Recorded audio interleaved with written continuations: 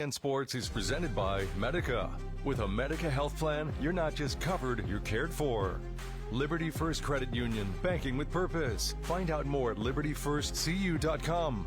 Teammates Mentoring. Join the team, be a mentor. Go to teammates.org today. And by Midway Auto. For your next vehicle, go to thinkmidway.com. The postseason is so close, you can almost sense it, but we've got a few more strong games and two great teams, one great matchup for you this afternoon on News Channel Nebraska. The Waverly Vikings hosting the Seward Blue Jays. He's Andy Klassen. I'm Jake Bartecki.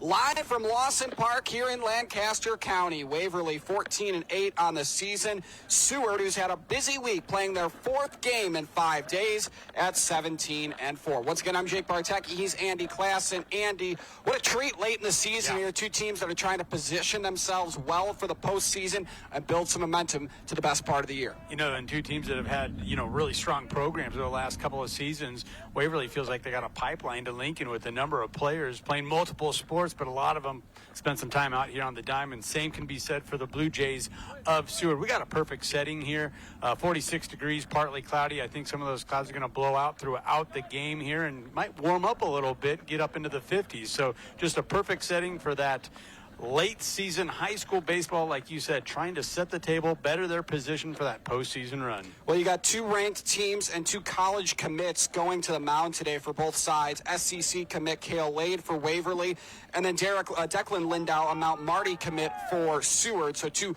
really strong pitchers going to the bump today. Something's going to have to give between these two teams that are very senior heavy.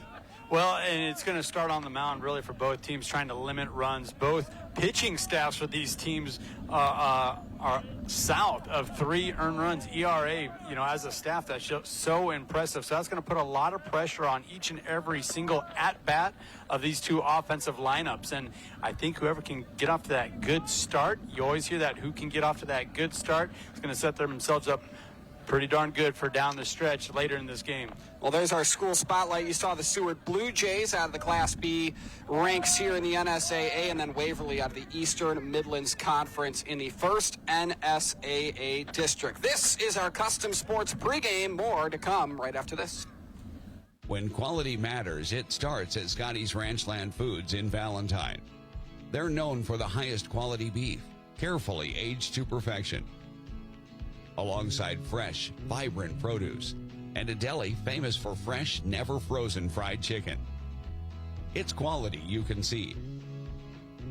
Home of Scotty's Meat RX. Scotty's Ranchland Foods in Valentine, Nebraska. A better cut every time. The postgame show is brought to you by Custom Sports. Look great for every game with custom team or business apparel from Custom Sports. Check them out at CustomSportsCo.com. Big ideas, bold graphics, quality products you're proud to wear. That is Custom Sports.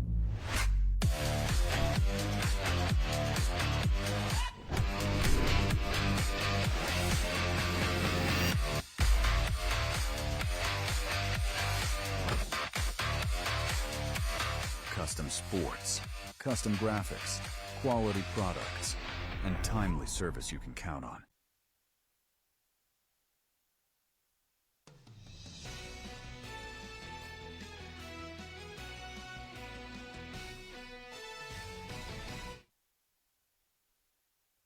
There are the Seward Blue Jays, 17-4 on the season. They are in off an 11-1 thumping over Fairbury just a couple of days ago. Here's how Brock Anderson's going to line them up today. Hap, Burner, Burt at the top of the order.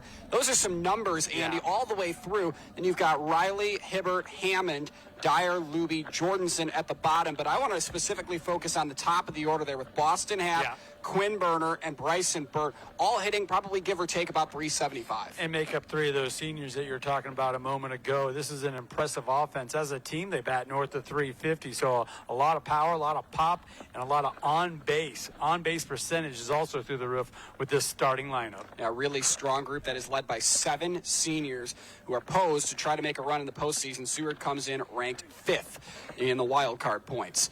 There's a look at the home team, the Waverly Vikings. They're 10th in wildcard standings, 14-8 on the season. They come in off a 3-2 win over their rivals from Lincoln Pius.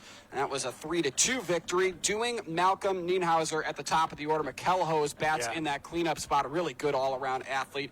The starting catcher today for the Vikings is Colt Kirchhoff. That's followed up by Parker Amon, Tyler Gilsdorf, Evan Harstick, Trevor Roser, and then Cale Lade will be the starting pitcher today. Really like what head coach Fletcher Zorns is doing there with his three-hole hitter. Neuheisel is hitting .415. That means at the start of a game or when you flip over that batting order, he is going to get an at-bat, and that's what you love to see, a guy with an average like that with that power, pair it with that power in the three-hole. So another formidable offensive lineup there for the Vikings. .415 with 17 driven in this season for Cody Nienhauser, who has been really strong this season for the Vikings. We will step aside. Custom Sports pregame continues.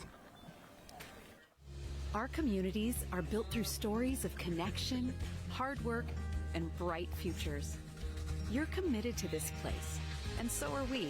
By supporting your dreams and by celebrating your stories, Bank of the Valley has grown alongside you through 40 years of going further together. We're building lasting relationships and a legacy of success. We're in this together, and together we go further. This broadcast is brought to you by Western Oil. Make your first and last stop to and from the game at your nearest Speedy Mart or Good to Go convenience stores today. And by News Channel Nebraska. Want to know which games we're televising each week? Follow us on X at NCN Sports. So this yellow jacket, it basically symbolizes that it's showtime. The Yellow Jackets are a throwback to Monday Night Football. The 1970s, Keith Jackson, Howard Cosell. That was the big broadcast in the country. Now we're the big broadcast in Nebraska. When News Channel Nebraska is covering a game, we want you to know that we take it seriously. We want to dress sharp. We have pride in what we do. And we're going to wear those yellow jackets to show people that we're a little old school, but we're also the important broadcast of the night.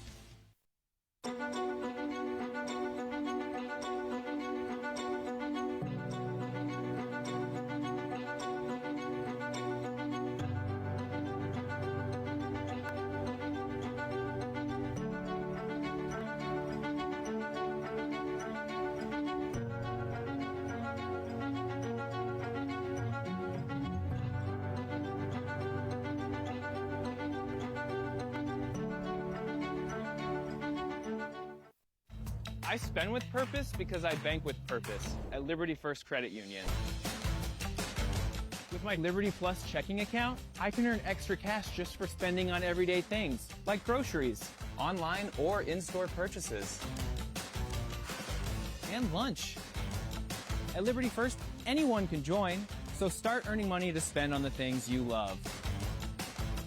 Start banking with purpose. Start banking with Liberty First Credit Union. Beatrice Community Hospital is proud to serve Beatrice and the surrounding area for over 100 years. We provide quality care with small-town hospitality. Our services include family medicine, OBGYNs, robotic surgery, diagnostic imaging, and more. We're excited to grow our services, including a new medical clinic building in the community of Wymore. We're proud to be a top 20 rural hospital. And thank you for trusting us to care for you and your family. Beatrice Community Hospital. Incredible care. Incredibly close. NCN Sports is brought to you by Husker Rehab, treating the cause of the pain, not just the symptoms. By Schaefer's, we are more than just TVs and appliances. And by Claybaugh Pharmacy, your locally owned hometown pharmacy. It all starts at Big Red Motorsports in O'Neill, a side-by-side built to work with you on the farm or the ranch.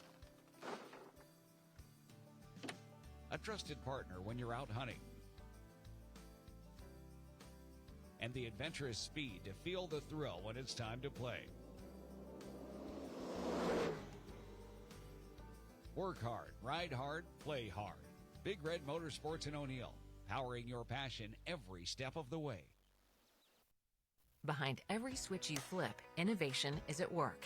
NPPD is using advanced technology to generate and deliver the reliable energy you have come to expect. Like AI-driven platforms to optimize energy generation, drones for infrastructure inspection, advanced metering for faster outage detection, and helping advance carbon capture and sequestration technologies. It's not just electricity we are delivering, it's innovation. Powering the state, empowering your life. Nebraska Public Power District. Hey, it's me, one of those students on the waiting list for a Teammates mentor. I've heard Teammates is so fun and awesome. You get to talk, laugh, play games, and hang out with a positive, caring adult once a week at school. Teammates helps students believe in themselves, and 97% of mentees are proud to be a part of it. I'd love to be one of those mentees, but we need more mentors. So if you got an hour a week to be someone a student like me can count on, go to teammates.org today. Join the team. Be a mentor. NCN Sports is brought to you by Western Oil. Make your first and last stop to and from the game at your nearest Speedy Mart or Good to Go convenience stores today. Bank of the Valley. Together we go further. And by Scotty's Ranchland Foods, Highway 20 in Valentine, Nebraska. Landmark Implement is your local authorized John Deere dealer. Landmark's trained and certified sales staff will help you find the right equipment for your needs. All backed by Landmark's extensive parts and service network. Whether it's a tractor, planter, combine, lawn and garden tractor, or gator, every piece of equipment in our inventory is ready to work hard for your operation. Landmark's team works together to make sure everything that is sold meets their quality standards. Stop by your local Landmark Implement or learn more at landmarkimp.com to experience the Landmark difference.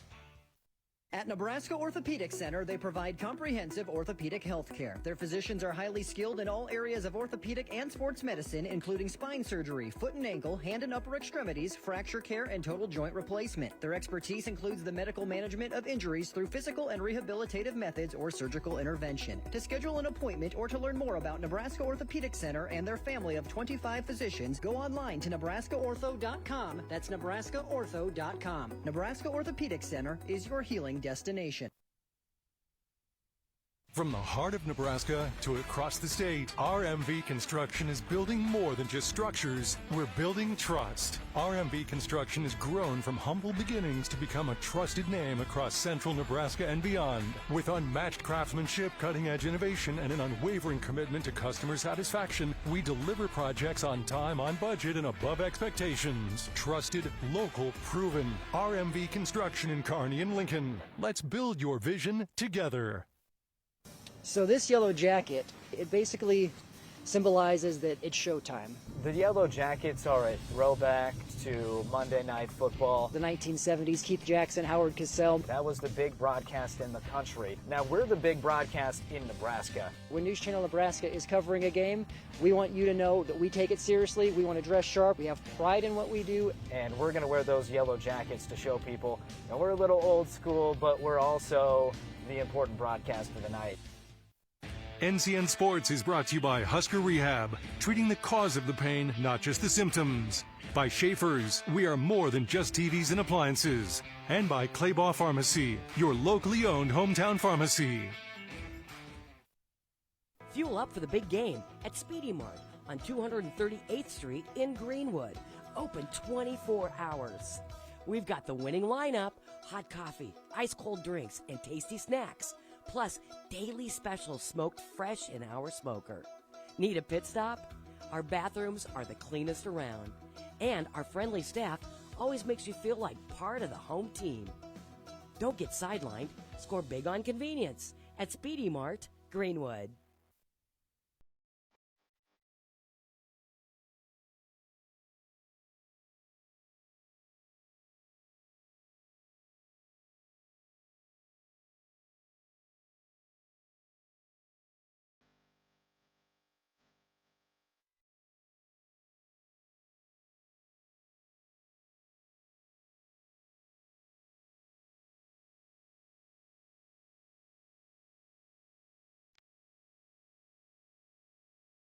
NCN Sports is brought to you by Western Oil. Make your first and last stop to and from the game at your nearest Speedy Mart or Good to Go convenience stores today. Bank of the Valley. Together we go further. And by Scotty's Ranchland Foods, Highway 20 in Valentine, Nebraska.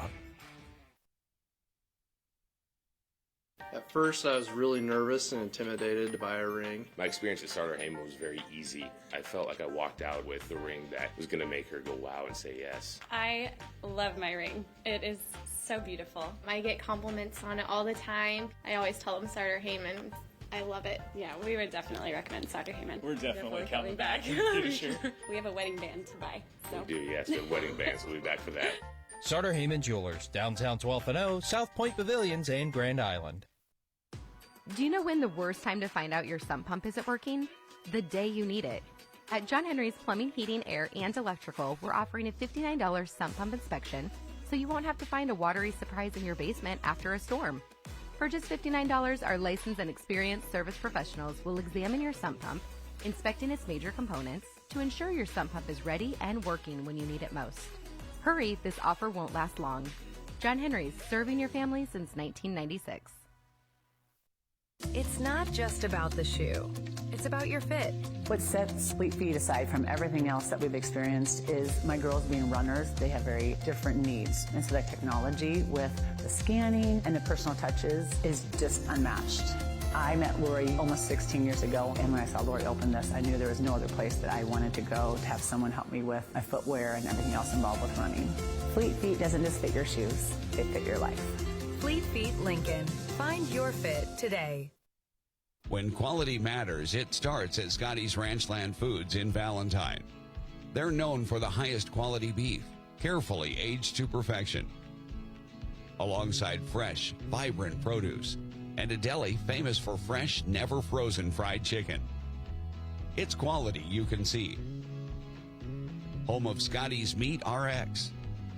Scotty's Ranchland Foods in Valentine, Nebraska. A better cut every time. Kearney, Nebraska is the getaway you never knew you needed. With comfortable, premium lodging, eclectic shopping, and a variety of locally owned craft food and drink options, Kearney has something for everyone. By day, you'll find rich history, outdoor adventure, and some of America's most unique attractions. And by night, our many entertainment options, dazzling performances, and unique hangouts offer the perfect way to unwind. Visit Kearney. It's so much more than just in the middle. For over 40 years, Claybaugh Pharmacy has been your trusted, family-owned, full-service pharmacy.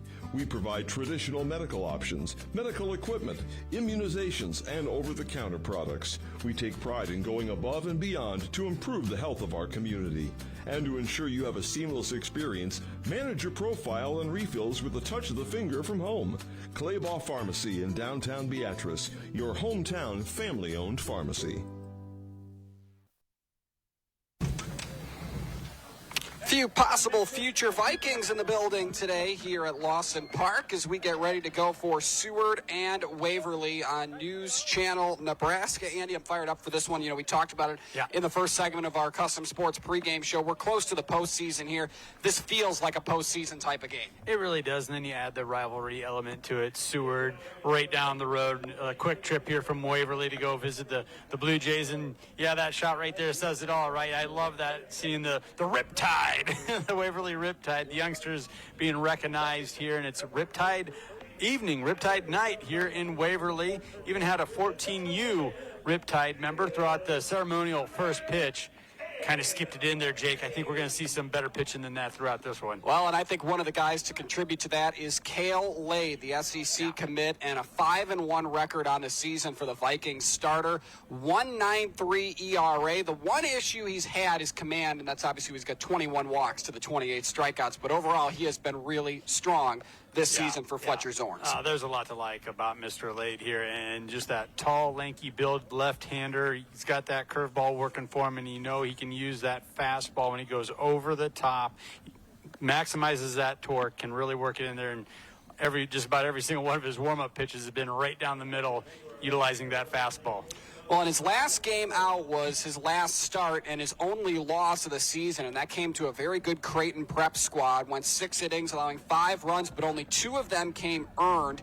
He walked 5, struck out 3, and we talked about the command. We'll see if he's able to command the strike zone against the top of the order here for the Blue Jays. Boston Happ, Quinn Berner, and Bryson Burt, 3 really talented seniors. So right there, Waverly's getting the matchup they want, a lefty versus righty. However, the righty's batting .385.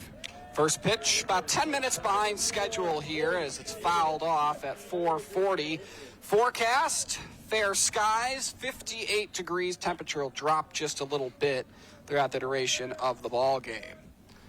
The 0-1, a little high for the liking of Jimmy Motes, who works behind the plate today. 1 ball, 1 strike. Bob Michael, his partner, is going to be working the bases. He's the umpire out in the field. Pitch popped up to short right field. Battling the wind. Nienhauser under it for out number 1. Did a great job keeping his eyes on the ball the entire way. Knew that he had plenty of room there. Generous space between that foul line and the dugout. All right, it's a replay today brought to you in part by the Beatrice Community Hospital and Health Center and Meade Lumber. 1 gone, and it's Quinn Berner, the designated hitter, to stand in. 3 doubles and 15 stolen bases. When your DH is moving around the base pass like that, you'll take that every day.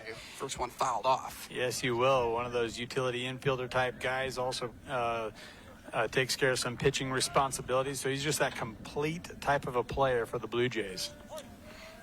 Berner batting .365, 13 driven in this season. Something off speed stays upstairs there, and the count evens at 1 apiece. So right there, that's what Mr. Lade needs to stay away from, those hanging breaking balls staying up in the zone. 1-1. There's a breaking ball that drops in for strike 2. 1 ball, 2 strikes. That's probably his best pitch, Andy. Yeah, and you saw the movement on right there, and it kept some velocity on it, too. 1-2 as Lade looks for his first punch out of the ball game, and there it is, ringing him up at home plate. 29th strikeout of the season, first of the day for Cale Lade. Berner just didn't see anything he was comfortable swinging at. Didn't get the bat off his shoulder for any one of those 3 strikes. And that was right down the middle. That was a beautiful pitch. Talk about painting the corners. That is exactly what Cale Lade did there for his 29th strikeout of the season. It's up to Bryson Burt to continue the inning. He has been dangerous this season. Not only at the plate, but on the mound. A no-hitter earlier this week against Ralston. Oh, wow. Boy, and Lade loves going to that breaking ball. So much movement on it. He's been able to drop a few strikes here in a row. 0-2 now the count. As Lade looks to get out of the inning. The pitch. This one fouled off straight back. Burt, in that game against Ralston that he threw up the zeros. 7 innings, no runs, no hits, 7 strikeouts. He walked a pair as his only blemishes. The 0-2 here, off the end of the bat, lined into the glove of the second baseman Harstick, and that ends the inning. 1, 2, 3, go the Vikings. Bottom half of the first inning coming up on NCN. Whether we're talking commercial or residential plumbing, Lamel Plumbing is the place you call. Lamel provides 24-hour emergency service as well. Call them if you get in a tight spot. And as for their retail items, well, you got to check out some of their faucets, some of their kitchen items, and some of their bathroom items like their Onyx showers. And hey, say you've got a digging job, you call Lamel Plumbing for that too. They've added a full-time crew for you, doing backhoe, trenching, and sewer work. Take that digging job off your list and have Lamel do it for you. That's Lamel Plumbing in Beatrice, now at their new location on North 7th Street in Beatrice. I spend with purpose because I bank with purpose at Liberty First Credit Union. With my Liberty Plus checking account, I can earn extra cash just for spending on everyday things, like groceries, online or in-store purchases, and lunch. At Liberty First, anyone can join, so start earning money to spend on the things you love. Start banking with purpose. Start banking with Liberty First Credit Union.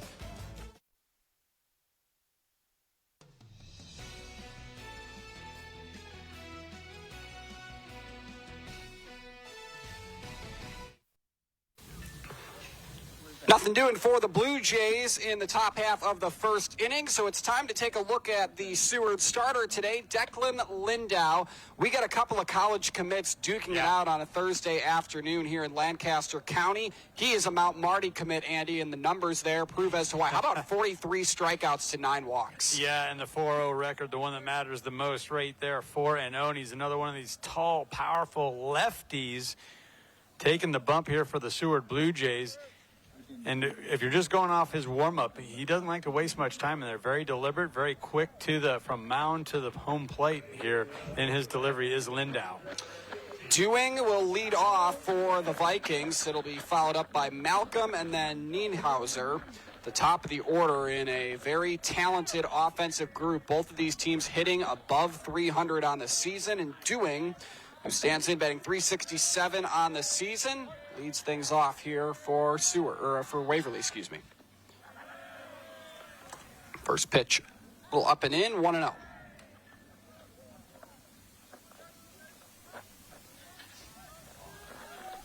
Outfield pretty shallow here at Lawson Park. That one drops just below the zone. A couple low pitches here to start things off, and you can see him looking to each pitch is relayed in, so he looks to his wrist with the cue card on it there. There's a good-looking strike, outside corner. Went back to the fastball. Lindau, a couple of variations of the fastball. Got a change up, a slider, and a curve as well. Doing showed bunt for just a moment and then takes one outside, 3-1. Top of the order between Dewing, Nienhauser, and Malcolm, all on base percentages of over .480. And that's what you want to see from the top of your order. That's what you don't want to see if your Seward starter, Declan Lindau, a leadoff walk drawn by Dewing, and he'll get the free pass to bring up Carson Malcolm. Yeah, just too many balls low in the zone or out of the zone. Great discipline there, pulling back that bunt. He did that twice. He was looking to bunt for a hit there, lay it down the third base line, didn't have to do so. Well, Malcolm comes in batting .358. Went 0 for 3 with a strikeout earlier this week and a win over Pius. So looking to find his way on base here today, as that one's just in there for a strike, 0-1.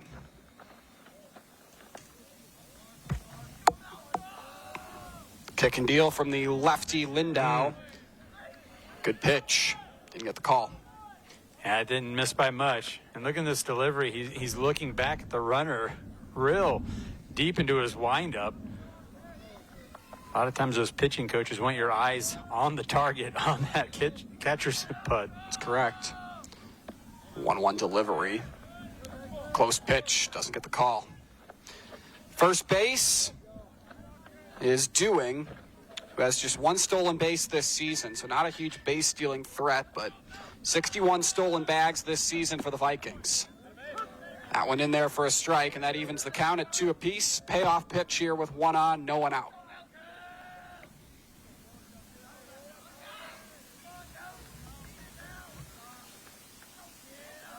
Lindau's delivery. This one ripped down the right field line, but foul. Good pitch to hit there. Just a little out in front of it was Carson Malcolm. Well, and it was an off-speed, so nice job there from Lindau, confusing the batter, not going back to his fastball, either the two-seamer or four-seamer, changing it up a little bit. See what he goes to here on 2-2. He goes to the fastball, and it's set back up the middle. Took a hop off the mound and into center field. Malcolm with the game's first base hit. A single, and Dewing struts into second. Yeah, really just a beautiful piece of hitting there. Not trying to do too much with it, just drills it right back at the pitcher. Too much velocity on that one for either the second baseman or shortstop to try and make a play on it. And now you've got the lefty Nienhauser digging in. Again, we talked about it a moment ago, but Nienhauser, Malcolm, who stands at first, and Dewing at second, all with on-base percentages over 480. And there goes Dewing down to third base. Got behind the third baseman, Riley, and was able to take advantage of an opportunity. Runners on the corners here for Waverly.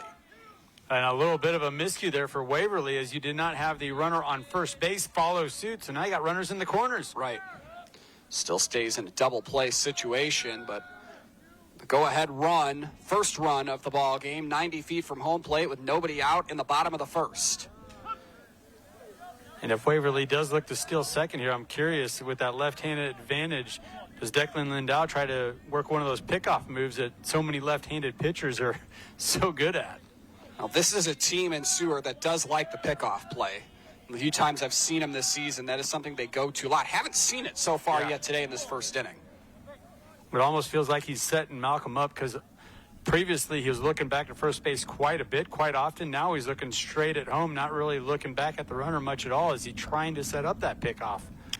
Nienhauser, the leader in homers for the Vikings this season, owns 4 of the team's 7 on the year. All right, this is where Lindau really has to bear down and throw some strikes. He's behind in the count, runners in the corners. Not a lot of wiggle room. You can feel it. The Blue Jays are already in a jam on the road. 3-1. That one in there for a strike, and taking advantage of the Lackadaisical throw back to the mound was Malcolm, and he'll strut into second base. So there you go, Andy. You saw Dewing steal third, and Malcolm didn't follow suit. Now he does to get into second. Yeah, kind of surprised. I think Hap thought it was going to be a walk, the catcher. That's why he didn't throw it down. 3-2. Jimmy Moats rings up Cody Nienhauser, and there it is, Andy. A big strikeout there with runners on second and third for the first out. Yeah, Nienhauser was thinking might have been a little high, maybe a little inside.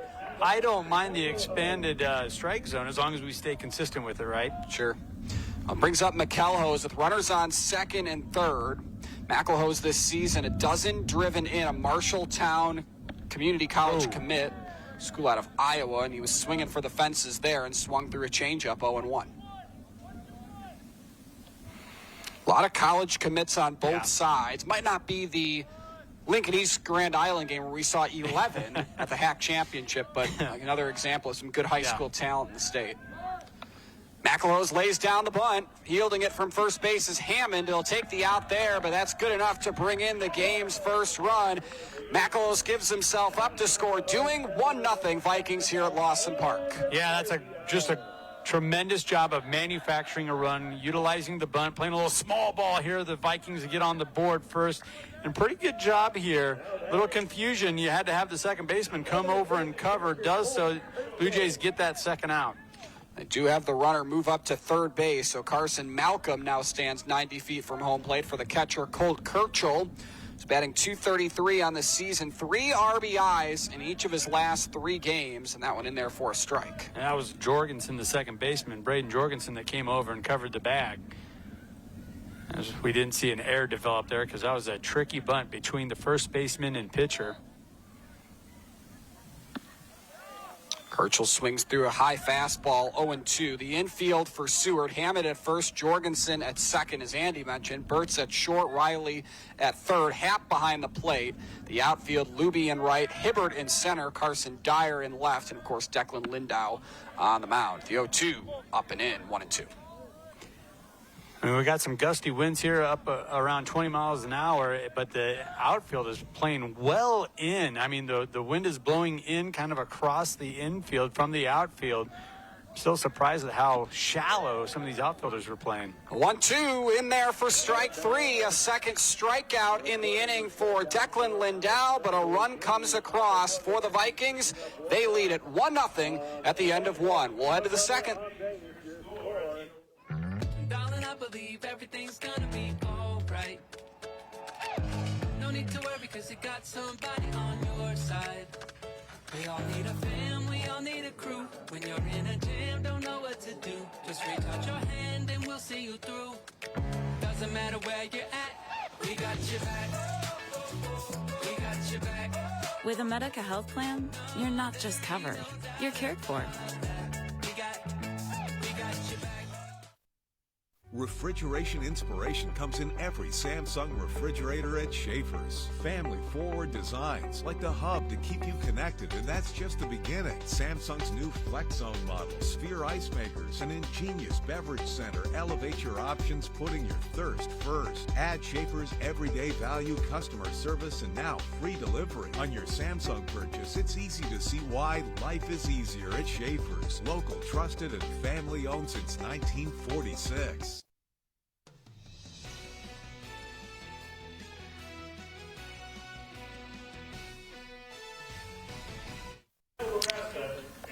Our first inning was brought to you in part by John Henry's, our family serving yours. There's a look at Waverly starter Cale Lade. Pretty quick work in that first inning, Andy. Went down 1-2-3 against Hap, Burner, and Bryson Burt and got a strikeout. Your thoughts on what he did in the first frame? He did a really good job utilizing his off-speed pitch, his changeup. He's just lethal with it. You see that late motion on it, just killer. And then add to it, he has that spin away from your traditional right-handed batter, being a left-handed pitcher. He really is the full package out there, and you can see why he's going to be taking his talents to the next level next year after his senior campaign. Make the trip down to Beatrice to play for SCC, and he begins the top of the second with a strike on the inner half to Kyle Riley, who comes in batting .328 on the season. Having a really good stretch of baseball, 9 driven in his last 7 games. So he fouls that one off right side, 0-2.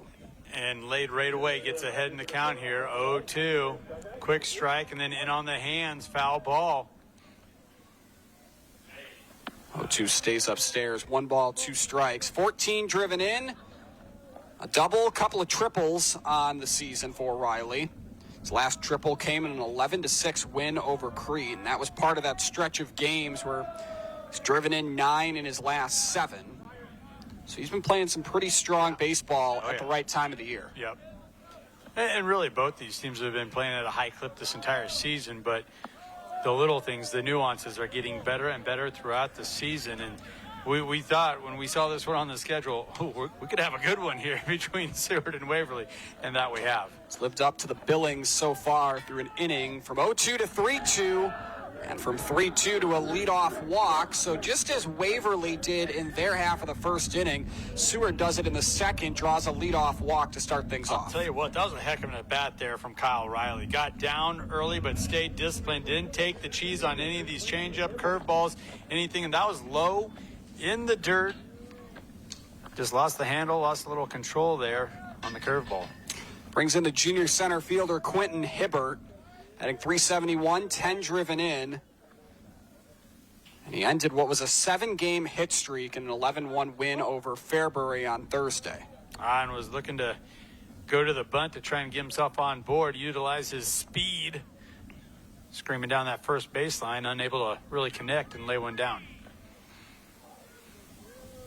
Hibbert again, talk about the middle of the order having success. He's batting .371 as well. Yeah, that's quite the treat. You know, you're getting into the middle of your order and still have guys batting around 400, above 350. Yeah, team average right now for Seward is at 350. That's among the top 3 in Class B. 0-1 the count, 1 on, no one out, and a 1-0 ball game. And there is the bunt, but he lines it into the glove of Rossler, but he wasn't able to squeeze it. They're going to take the out at second. That'll be a force out there. So kind of an awkward play, but all in all, it results in an out. Kind of the same as if it was a strikeout or a flyout. Yeah, you're exactly right. And that's where Hibbert has to get that ball down. He has to get that ball down. Had he done so, to put a lot of pressure on that, you know, converging third baseman. Was he going to go to first? Was he going to try and contort his body and get to second base? Probably wanted to get the secure out at first. However, everything goes wrong there with that ball not getting down on the ground, finding the grass. Now you don't advance the runner 90 feet. You basically just reset the table with an out.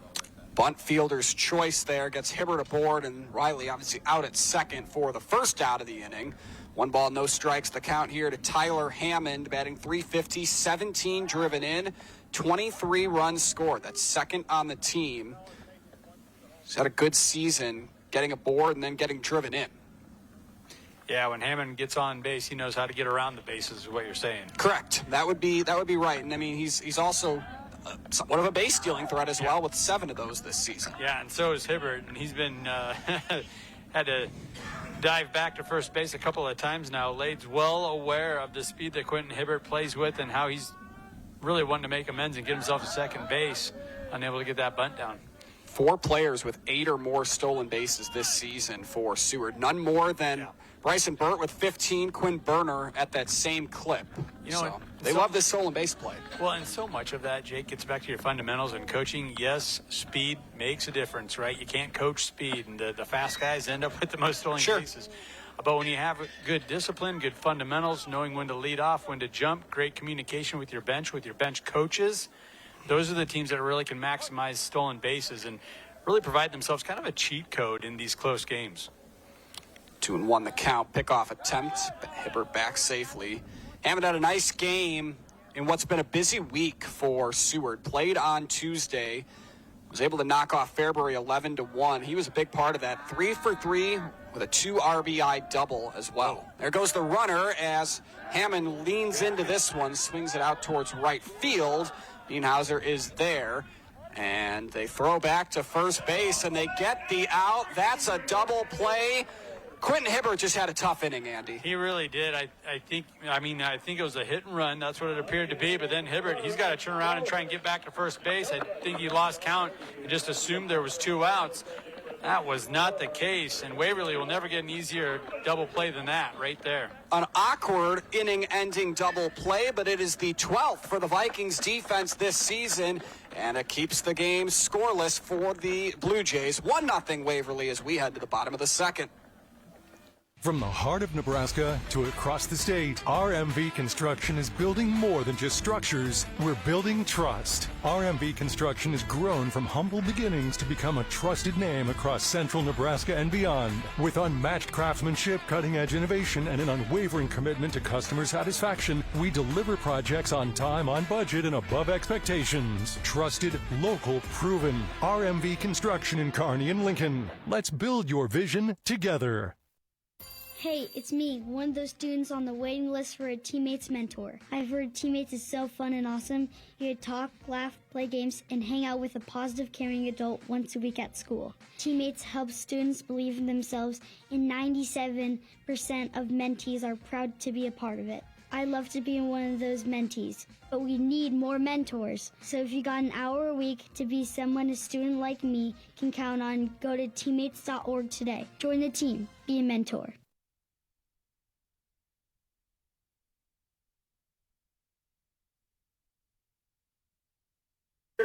Number 20, Parker Amen. Well, what a cool deal this is. Parker Amen will lead off, and I think we don't love to do a ton of shout-outs on the broadcast, but Andy, I think it's worth it here. His dad, Army Chief Joseph R. Amen, is tuning in from Djibouti in the Horn of East Africa while he's stationed out there serving our country. How awesome is that? Well, we salute you and appreciate your service, no doubt, and see if we can't get Amen on board here. Parker up to bat, the big swing, big miss. Playing his first game since April 21st. Amen this season batting .364, and he goes down swinging to start the inning. One gone here in the second. Just looked like a little bit of hesitation there in that swing, and I think he made the right decision pulling the trigger there as he's just adjusting to what he's seeing the home plate umpire doing, and that's expanding that strike zone. So that caught that outside corner after he thought twice, swung at. That was just a little too late from that fastball we got from Lindau. Tyler Gilsdorf will step in now for the Vikings. Andy, do you think we've ever had a viewer from East Africa or the Horn of Africa? Not to my knowledge. Not that I've heard either. So I guess now we can say if we weren't before, NCN is officially global. Yeah, we are worldwide. First pitch off the plate to Gilsdorf. Gilsdorf this season, 242, 7 driven in. Oh. 0 for 3 against Pius, and this one lined over and caught on and missed there. A quick second out. That must have been a foul ball and caught. I think it was. Yeah, went off his bat for strike 3, and what a play there by Boston Hap. That had to have been what it was. Jimmy Moats must have heard some. I actually thought he had lined it somewhere into the field, and then obviously it's just going to go down as a third consecutive strikeout, fourth of the game already for Declan Lindau. We heard a lot about Boston Hap, how he's not just a great batter, obviously batting leadoff, but what he can do defensively for you behind the plate. Well, look at a strikeout the side is Declan Lindau, but Evan Hartstick is going to try to dig in here and prevent that. Ooh, that was a great pitch. Had that late movement on it, cut across the plate, right to left, in on the batter's hands. That was right there. Just missed inside. That's a tough pitch to lay off as well if you're Hartstick. 2-0 the count, base is clear. Ground ball hit towards shortstop. Burt can't make the play. It skips into the grass, and the inning continues with 2 gone. That's a very uncharacteristic error from the Seward Blue Jays, especially at shortstop. You don't see too many of those per game. Fielding percentage at 93. That's going to take a little hit here. Well, the inning continues. A 2-out dribbler through the infield into center field that scored as an error on the shortstop, Burt. And this is a Seward team that does not make many errors, maybe just about less than 1 per game this season. I'm wondering if the grass just slowed that ball up a little bit more. than what Burnt was ready for. Going to throw down to second here. They got the tag applied by Burt on a great throw by Boston Hap, and that ends the inning. The 2-out error that got Harstick aboard comes right off the board after a throw out at second base. No damage done for Waverly in their half of the second. When quality matters, it starts at Scotty's Ranchland Foods in Valentine. They're known for the highest quality beef, carefully aged to perfection, alongside fresh, vibrant produce, and a deli famous for fresh, never frozen fried chicken. It's quality you can see. Home of Scotty's Meat RX. Scotty's Ranchland Foods in Valentine, Nebraska. A better cut every time. Big ideas, bold graphics, quality products you're proud to wear. That is Custom Sports.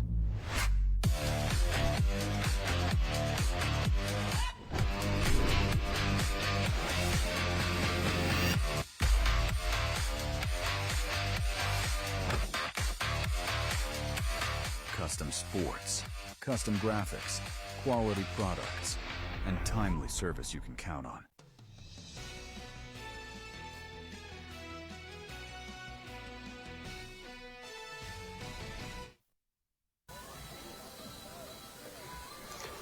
Great to have you with us today on News Channel Nebraska, live from Lawson Park in Waverly. Bottom of the order due up for the Blue Jays, Dyer, Luby, Jorgensen in a 1-0 game. That has the Vikings ahead. First pitch swinging here for Dyer, the junior left fielder, as he fouls it off right side. Yeah, it just kind of feels like Kale laid here for the Vikings. And the Callan Lindau, they're trying to get into a little bit of a rhythm out there on the mound. Kale Lade draws another fastball from the arsenal here, and Dyer fouls it off right side, 0-2. Dyer actually has the team's best batting average, hitting .424 out of the 7 spot for Brock Anderson. He's got hits in 7 of his last 8. Well, that's quite a, to use a baseball terminology, kind of a curveball, right? Right. For a defense, you know, or a pitching staff. You're working your way through the top 4 or 5 batters, then you get to the 7 hole, and here's a guy batting north of 400. High fastball, cut on and miss, and it's the second strikeout of the day for Kale Lade, and there's one gone here in the third. Kale Lade never gets too far away from that fastball. The high, stinky cheese gets the Blue Jays swinging. Made Dyer look silly on that one. Was thinking maybe something off speed, went after something upstairs. It's a second strikeout. You're talking about that curveball coming in on you as a pitch that's hard to lay off of. How about that high fastball? That's pretty tough as well. Your eyes light up when you see one of those. I think that's what we saw there from Dyer.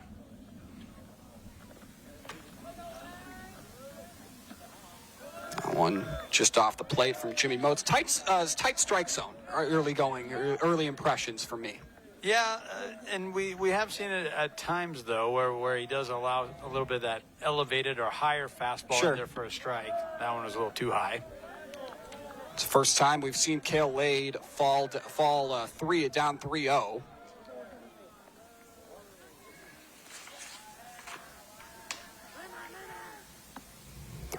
Inside. And that one called a strike, 3-1.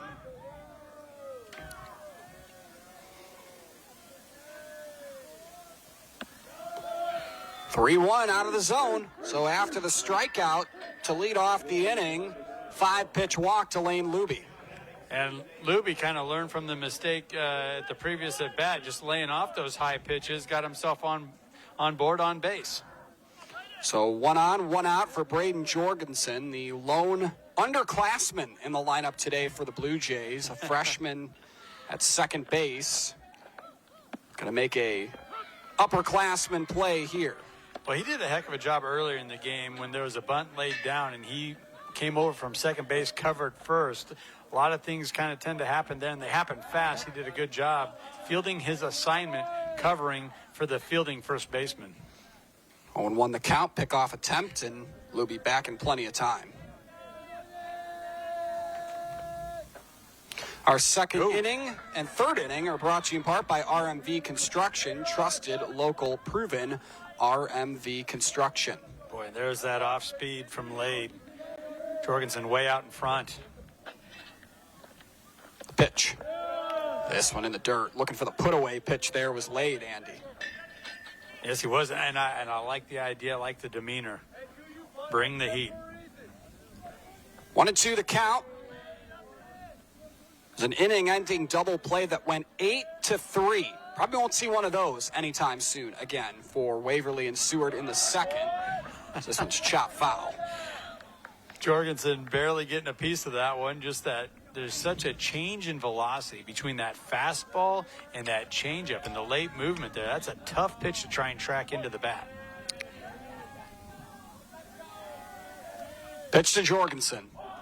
Popped up on the infield. This is going to drift into short right field. And giving way to Nienhauser is Hartstick. And that one, a pop-up to right for out number 2. Yeah, and you saw the gusty wind there making it a little bit more adventurous for the defense than they cared it to be. But good communication between the right fielder and second baseman for Waverly. Can of corn for the second out. Chilly afternoon for late April. 57 degrees and pretty much the entire diamond covered in clouds. Austin Happ back to the top of the order here. He's 0 for 1 with a fly out to right, and he takes a changeup for strike 1. Just dropped right in there at the right time. Boy, and that really sets up the fastball. Happ went 0 for 2 his last time out. Was hit by a pitch in the win for Seward over Fairbury earlier this week. This one popped into foul territory. Gilsdorf gave it a look. This will reach the seats, and it's 0-2. And that's exactly what Cale Lade did there. He opened up with that off speed, the changeup, drops it in there for a strike, then he comes right back, fires that fastball right down the middle, way ahead of the batter. 2 strikeouts so far today and 1 in the inning for Cale Lade. Won't see another here as this one skips into the chest protector of Colt Kirchhoff behind the plate. 1 ball, 2 strikes with a runner aboard. And Boston Happ's just looking to try and get himself on base here any way he can. There goes the runner on contact. The 1-2 hit high in the air towards center field. McElhose a few steps back on it, and he puts it away for out number 3. Bottom of the order and back to the top for Waverly when we return. 1-0 Vikings here at Lawson Park. Our communities are built through stories of connection, hard work, and bright futures. You're committed to this place, and so are we. By supporting your dreams and by celebrating your stories, Bank of the Valley has grown alongside you. Through 40 years of going further together, we're building lasting relationships and a legacy of success. We're in this together, and together we go further.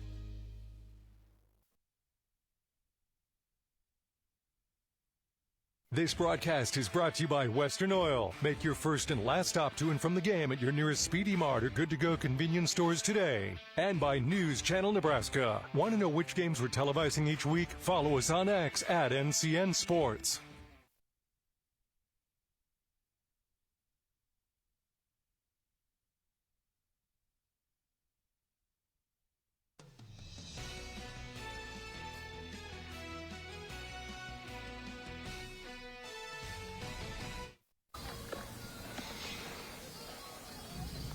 Fly out to center field. This one looked like it jumped off the bat a little bit, Andy, and McElhose did a nice job staying with it. Yeah, Zach McElhose did a great job of it. His first step, Jake, was back, and he was able to just track it in, let that ball kind of fade into him.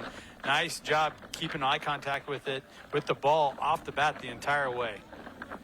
Talk about doing a nice job. How about Declan Lindau on the job that he's doing so far today? 4 strikeouts, only 1 run on 1 hit. Came after the leadoff walk in the first inning. Yeah, he's done a fantastic job with his location. I was looking forward to seeing his fastball, and boy, we've seen that. First pitch of the inning here, Trevor Rosler, who was standing in when you saw Hartstick get gunned down at second base by Boston Happ. So comes back to the plate here, takes one up and out for ball 1. Same pitch, a little lower in the zone there from Declan Lindau, and it's a ball and a strike. Nothing Rosler wanted to take a crack at. That's a good idea here from Declan Lindau. He's trying to paint that corner, trying to find out how far he can extend that strike zone. Rosler's got hits in 3 straight games, 7 of 13 at the dish in that stretch. And that was a healthy cut. 2-2 here. Lindau looking for strikeout number 5, and he's got it. Yep, just doesn't waste much time up on the mound. Very deliberate, matter of fact, and gets that fastball in on the hands. Stays ahead of the batter. Back to the top of the order here. Side doing, owning the game's only run. Came on a sacrifice bunt by Zach McElhose that brought him in from third. Yeah, got aboard with the walk. On that play, we talked about the communication the defense had there, the Blue Jays, with the first baseman, third baseman covering, second baseman moving over to first to receive the throw down in the first baseline. But that was great communication from the Waverly Vikings as well, knowing that it was a squeeze play on, trying to manufacture a run early in the game in that first inning to get on top, and that still serves as the difference here. Simple as that. Sometimes it's all you need at baseball. Yeah. Yep. 1 ball, 1 strike to the lefty doing. Batting .367 on the campaign. Going off the plate, 2 balls and a strike to the leadoff hitter for the Vikings.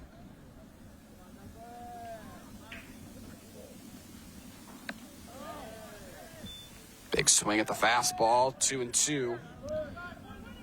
Yeah, that ball just gets in on you a little quicker than I think these batters are really expecting or adjusted to. Lindau doesn't do a lot of movement, not a big windup.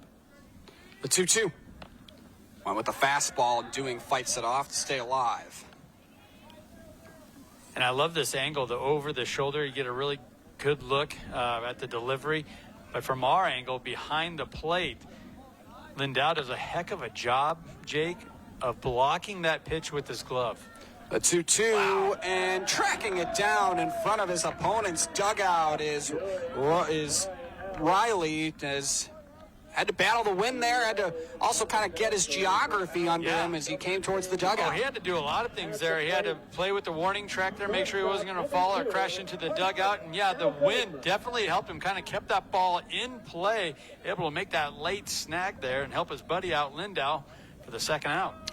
Well, Carson Malcolm stands in, singled an inning ago. Takes a first pitch strike here, 0-1. We've seen a lot of Waverly batters and a couple of Seward batters as well start to show bunt on the first pitch in situations I don't think you really would need to bunt.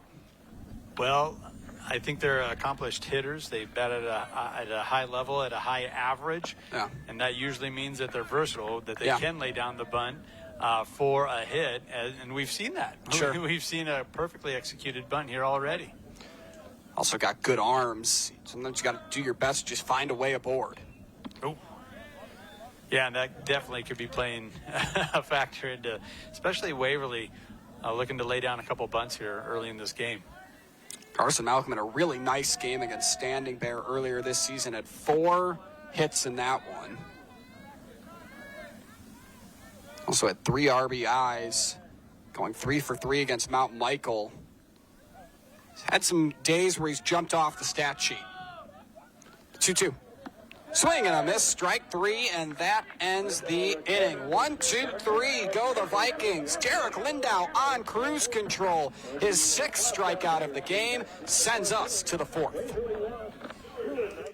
So this yellow jacket, it basically symbolizes that it's showtime.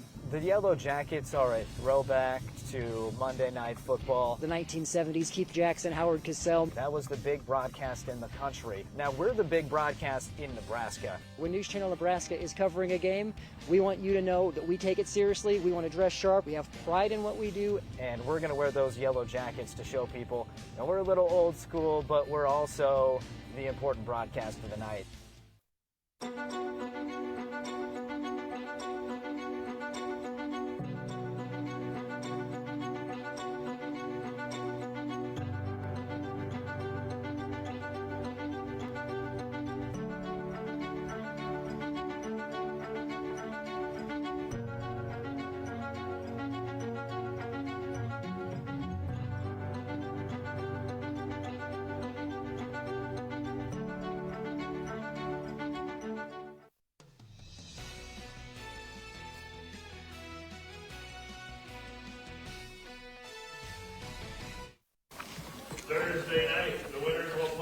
Everybody at the ballpark today, furry friends alike, Andy Klassen. You know, it's not quite the dog days of summer yet, but we're going to be watching the boys this summer with that early schedule in high school ball. And, hey, we'll take as much play at the Diamond as we can get. Everyone's welcome. It may not be officially Dog Day, but News Channel Nebraska is going to call it Dog Day here at the park, something I know a lot of major league parks and some college parks around the country do as well. 1-0 in favor of Waverly, a run on a hit. It came on a sacrifice bunt. The only run of the ball game, the only run batted in belonging to Zach McElhose, who plays center field today for the Vikings, as this one's lifted into foul territory by leadoff hitter Quinn Berner, who's 0 for 1 with a strikeout. Late utilizing the fastball, staying ahead of that swing. That's why you're seeing the foul ball go off to the right side. And way out in front of the count as well, 0-2. Just he can do anything he wants here. He's looking for something off speed. The wind and deal. Goes upstairs, fastball there, and it stays up in the zone. Well, he's been able to punch out a couple of batters with that strikeout using that high fastball. The 1-2 to Berner. A little early on it, and he flips it into short right field, and there is the first base knock of the ball game for Seward. It's not necessarily the most hard hit ball you're going to see, but it's good enough to get a man aboard. No, and you kind of saw the little bit of a glitch in his swing there, waiting on that changeup to get in there. Fine piece of hitting, and hey, put the ball in play, good things happen, right? They'll take that Texas leaguer all day long if that means they're going to get a base runner. Went opposite field with it as well, and it brings up Bryson Burt, who's just as dangerous on the mound as he is at the plate. Talked about this back in his prior trip to the dish in the first inning, but a no-hitter earlier this week against Ralston. And right away, Bryson Burnt's kind of showing you his versatility. He's a 3-hole hitter, but he also is looking to lay down the bunt to advance the runner. And Moat's going to give the catcher a little break here. Walks the ball back to the pitcher. I think the ball might have hit the hand of Waverly's catcher. It'll be Colt Kirchhoff, and he's going to walk it off. You might even see a warm-up pitch or two here. On a cold day, that tends to feel a little bit worse. Yeah, no doubt. Colt Kirchhoff, a really good defensive catcher in a lot of different ways. Somebody that I know Fletcher Zorns in his first year has been really impressed with at Waverly. Well, it just gives you such an advantage holding the runners, 90 feet further away from home plate. Not wanting to test his arm. Close play back on the pickoff. Berner under the tag. Bryson Burt leads Seward in runs batted in, doubles, and homers. 24 RBIs, 6 doubles, and 3 long ones. And that also plays into how impressive he is looking to bunt here just to help move a runner over. He doesn't get caught up in just the stats, wanting to hit a double or bat for the cycle. No, he's part of this team trying to manufacture a run, get a guy to second base. You get a pitch to hit, so be it, but we talked about just a moment ago, 2 good arms in this ball game. Base runners are going to come at a premium, so take them when you can get them and get runners in scoring position when you can. Well, and here's a great opportunity for the Blue Jays to get that guy around because we have 0 outs. They haven't had that happen yet this game. Get a guy on board with no outs. Yeah, Quint Berner representing the Blue Jays' only hit of the ball game, and he runs on contact and singling into right field is Burt, and getting over to third on this as well as Berner. Runners on the corners, no one out here for Seward. That was a perfectly executed hit and run, and Burt, a little bit of luck there. He went opposite field, and he hit that ball to where the second baseman would have been, but he went to cover, Jake. So some good fortune there for the Blue Jays, even better hitting. It brings up Kyle Riley, who got aboard. He was the first base runner of the game for Seward. Drew a leadoff walk in the second. I believe that was Jordan. No, that wasn't Jordan Hass. That was Jimmy Fries, the coach, first base coach there for Seward. He was fired up after that hit and run. That's how you draw it up, right? Yeah. I mean, you hit the ball where there's not much defense on the field, then you get the advantage. Runners on the corners here, nobody out in a 1-0 ball game is a good spot to be if you're the Blue Jays.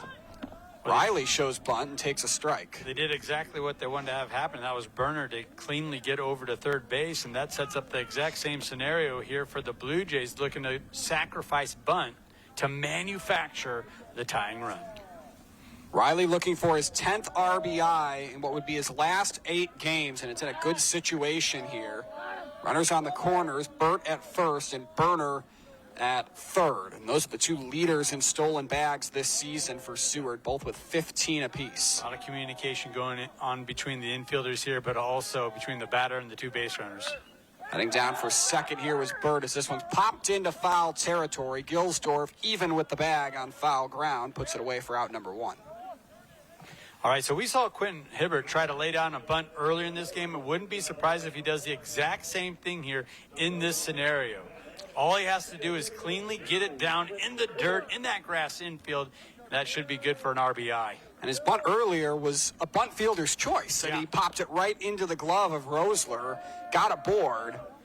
And, of course, he got caught in that awkward double play running on contact on the hit and run. Really was awkward because it was basically a pop-up, and umpire Jimmy Mote said dead ball, fielder's choice, runners out. But then you had Rosler drop the pop-up. Yeah.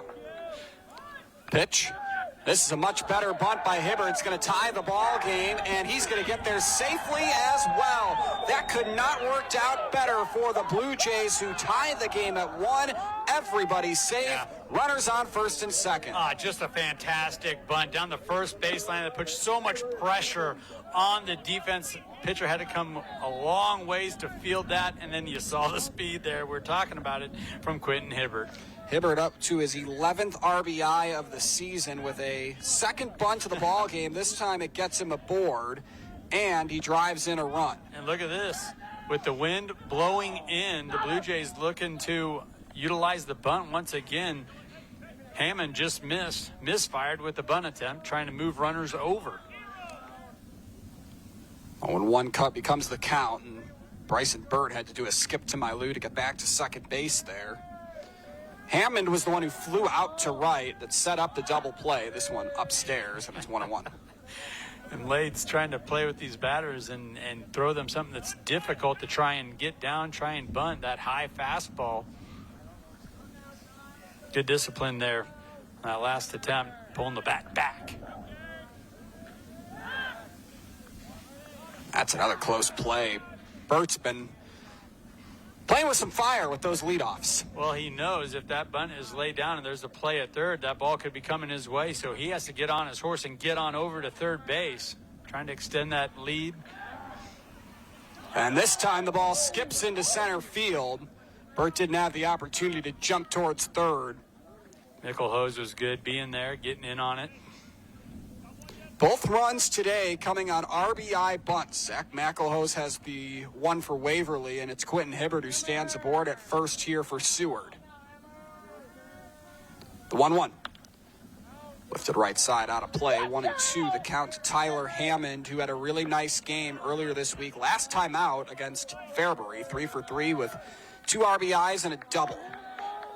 And quietly, Lade has got ahead in the count here, 1-2. Pitch from Lade.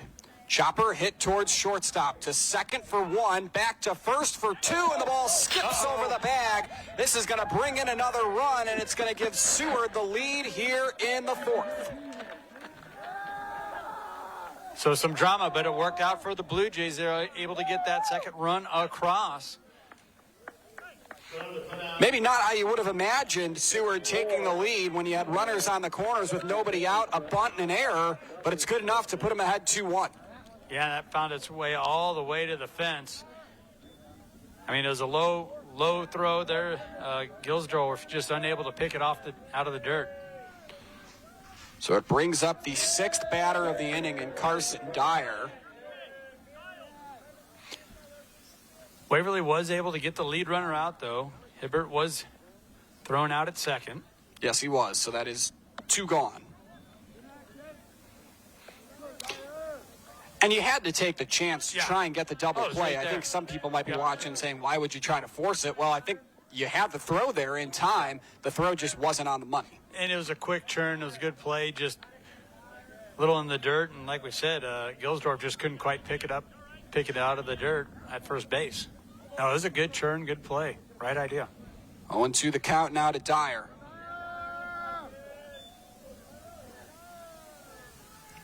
pitch. This one stays upstairs. Kale Lade just does such a good job of getting ahead of batters, dictating the pace. When he gets ahead in the count, that opens up his curveball, his changeup that he likes to use. There it was. Always keeping these hitters, the batters, off balance for the Blue Jays. They're either way out in front or a little behind. Feels like a big spot in the game here. 1-2 the count, and Dyer rips one into foul territory right side. And taking off for third there was Dyer, ready to go on contact. Oh, he was running on any contact with 2 outs. And you got to feel like anything that would have got down in the outfield, he probably would have been able to score. Hammond stands on second for Seward, representing a doubling of the lead. This one fouled off straight back. Do it again on 2-2.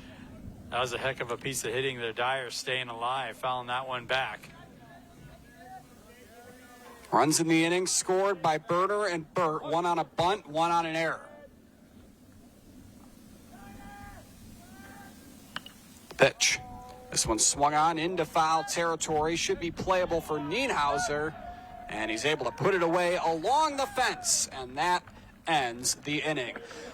The go-ahead runs come across for Seward. They've struck their first lead and first runs. They lead it 2-1 as we're halfway home here in Waverly. I spend with purpose because I bank with purpose at Liberty First Credit Union. With my Liberty Plus checking account, I can earn extra cash just for spending on everyday things, like groceries, online or in-store purchases, and lunch. At Liberty First, anyone can join, so start earning money to spend on the things you love. Start banking with purpose. Start banking with Liberty First Credit Union. Beatrice Community Hospital is proud to serve Beatrice and the surrounding area for over 100 years. We provide quality care with small-town hospitality. Our services include family medicine, OBGYNs, robotic surgery, diagnostic imaging, and more. We're excited to grow our services, including a new medical clinic building in the community of Wymore. We're proud to be a top 20 rural hospital. And thank you for trusting us to care for you and your family. Beatrice Community Hospital. Incredible care. Incredibly close.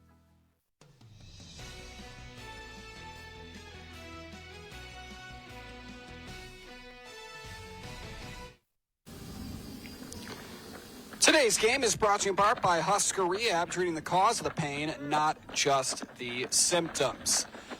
Nienhauser, McElhose, Kirchhoff due up here for Waverly in their half of the fourth inning. For the first time today, they enter a bottom half of a frame. Andy trailing as Seward's taken a 2-1 lead. How does that change the approach on the mound for Declan Lindow? Well, he's got to feel a little bit more confident, right? Now that he's seen his offense been able. It wasn't easy, but it was effective. The Blue Jays did just about whoa, that's a shot.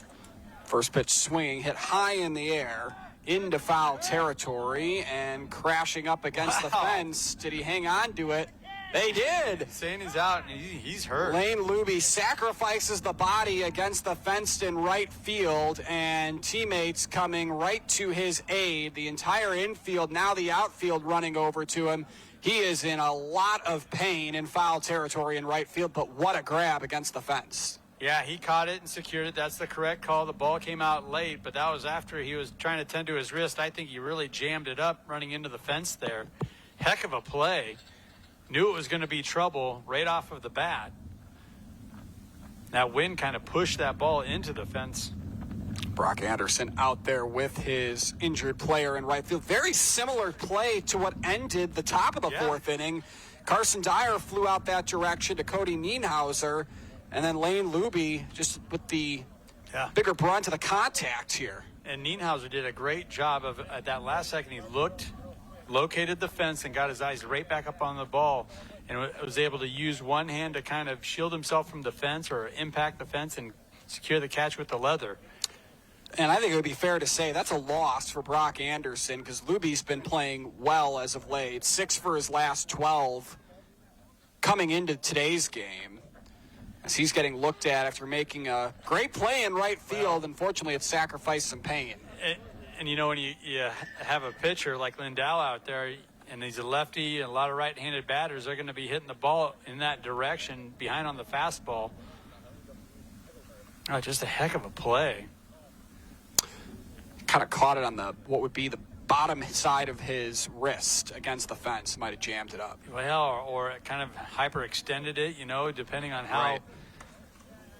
how his hand and wrist kind of crashed into the wall.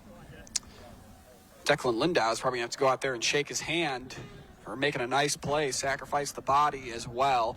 As he gets checked out, we will step aside. 1 out in the bottom of the 4th. Seward leading it 2-1 here at Lawson Park. NCN Sports is brought to you by Husker Rehab, treating the cause of the pain, not just the symptoms. By Schaefer's, we are more than just TVs and appliances. And by Claybaugh Pharmacy, your locally owned hometown pharmacy. It all starts at Big Red Motorsports in O'Neill, a side-by-side built to work with you on the farm or the ranch. A trusted partner when you're out hunting. And the adventurous speed to feel the thrill when it's time to play. Work hard, ride hard, play hard. Big Red Motorsports in O'Neill, powering your passion every step of the way. Behind every switch you flip, innovation is at work. NPPD is using advanced technology to generate and deliver the reliable energy you have come to expect. Like AI-driven platforms to optimize energy generation, drones for infrastructure inspection, advanced metering for faster outage detection, and helping advance carbon capture and sequestration technologies.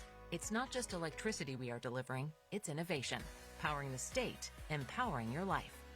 Nebraska Public Power District. Hey, it's me, one of those students on the waiting list for a teammate's mentor. I've heard teammates is so fun and awesome.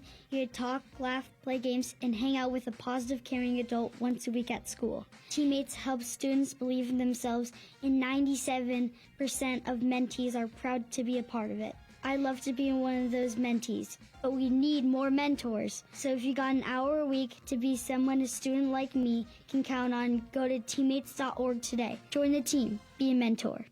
NCN Sports is brought to you by Western Oil. Make your first and last stop to and from the game at your nearest Speedy Mart or Good to Go convenience stores today. Bank of the Valley, together we go further. And by Scotty's Ranchland Foods, Highway 20 in Valentine, Nebraska.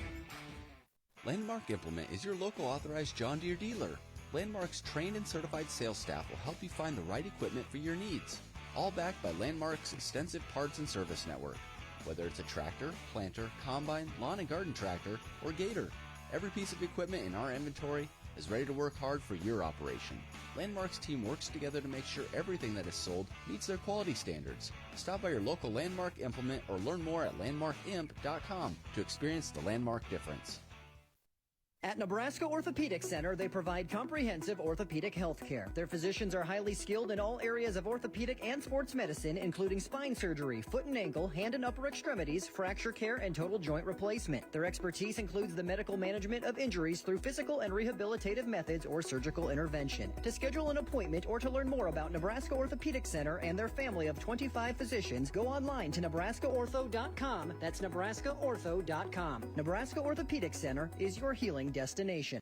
From the heart of Nebraska to across the state, RMV Construction is building more than just structures. We're building trust. RMV Construction has grown from humble beginnings to become a trusted name across central Nebraska and beyond. With unmatched craftsmanship, cutting-edge innovation, and an unwavering commitment to customer satisfaction, we deliver projects on time, on budget, and above expectations. Trusted, local, proven. RMV Construction in Kearney and Lincoln. Let's build your vision together. So this yellow jacket, it basically symbolizes that it's showtime. The yellow jackets are a throwback to Monday Night Football. The 1970s, Keith Jackson, Howard Cosell. That was the big broadcast in the country. Now we're the big broadcast in Nebraska. When News Channel Nebraska is covering a game, we want you to know that we take it seriously. We want to dress sharp. We have pride in what we do. And we're going to wear those yellow jackets to show people. Now we're a little old school, but we're also the important broadcast of the night.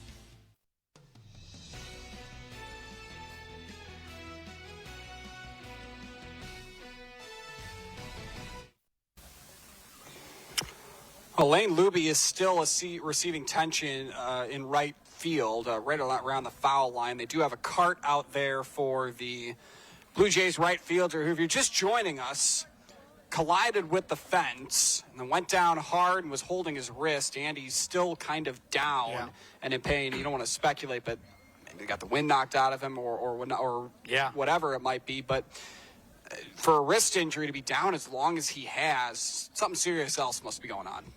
Yeah, and you know, that glove was up in his chest area there, so that could very well have been that he had got the wind knocked out of him. That's why he went down to the ground, and he's still there. And, you know, everybody wants to be careful here and give him the proper treatment and don't rush him up, you know. And I hope he didn't have any type of a head injury. I don't think we saw that on the replay, but it was a heck of a catch. It's too bad that it's going to cost the Blue Jays a heck of a batter, a hot batter, 6 of his last 12 batting .500 lately. And as you saw, one heck of a fielder as well.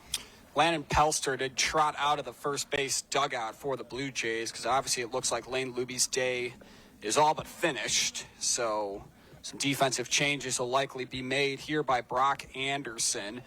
We work the bottom of the 4th inning. There's one gone. It's Zach McElhose who will be at the plate when we do get this game back underway. 0 for 1 with a sacrifice bunt RBI as we continue to get the attention to Lane Luby after an injury in right field.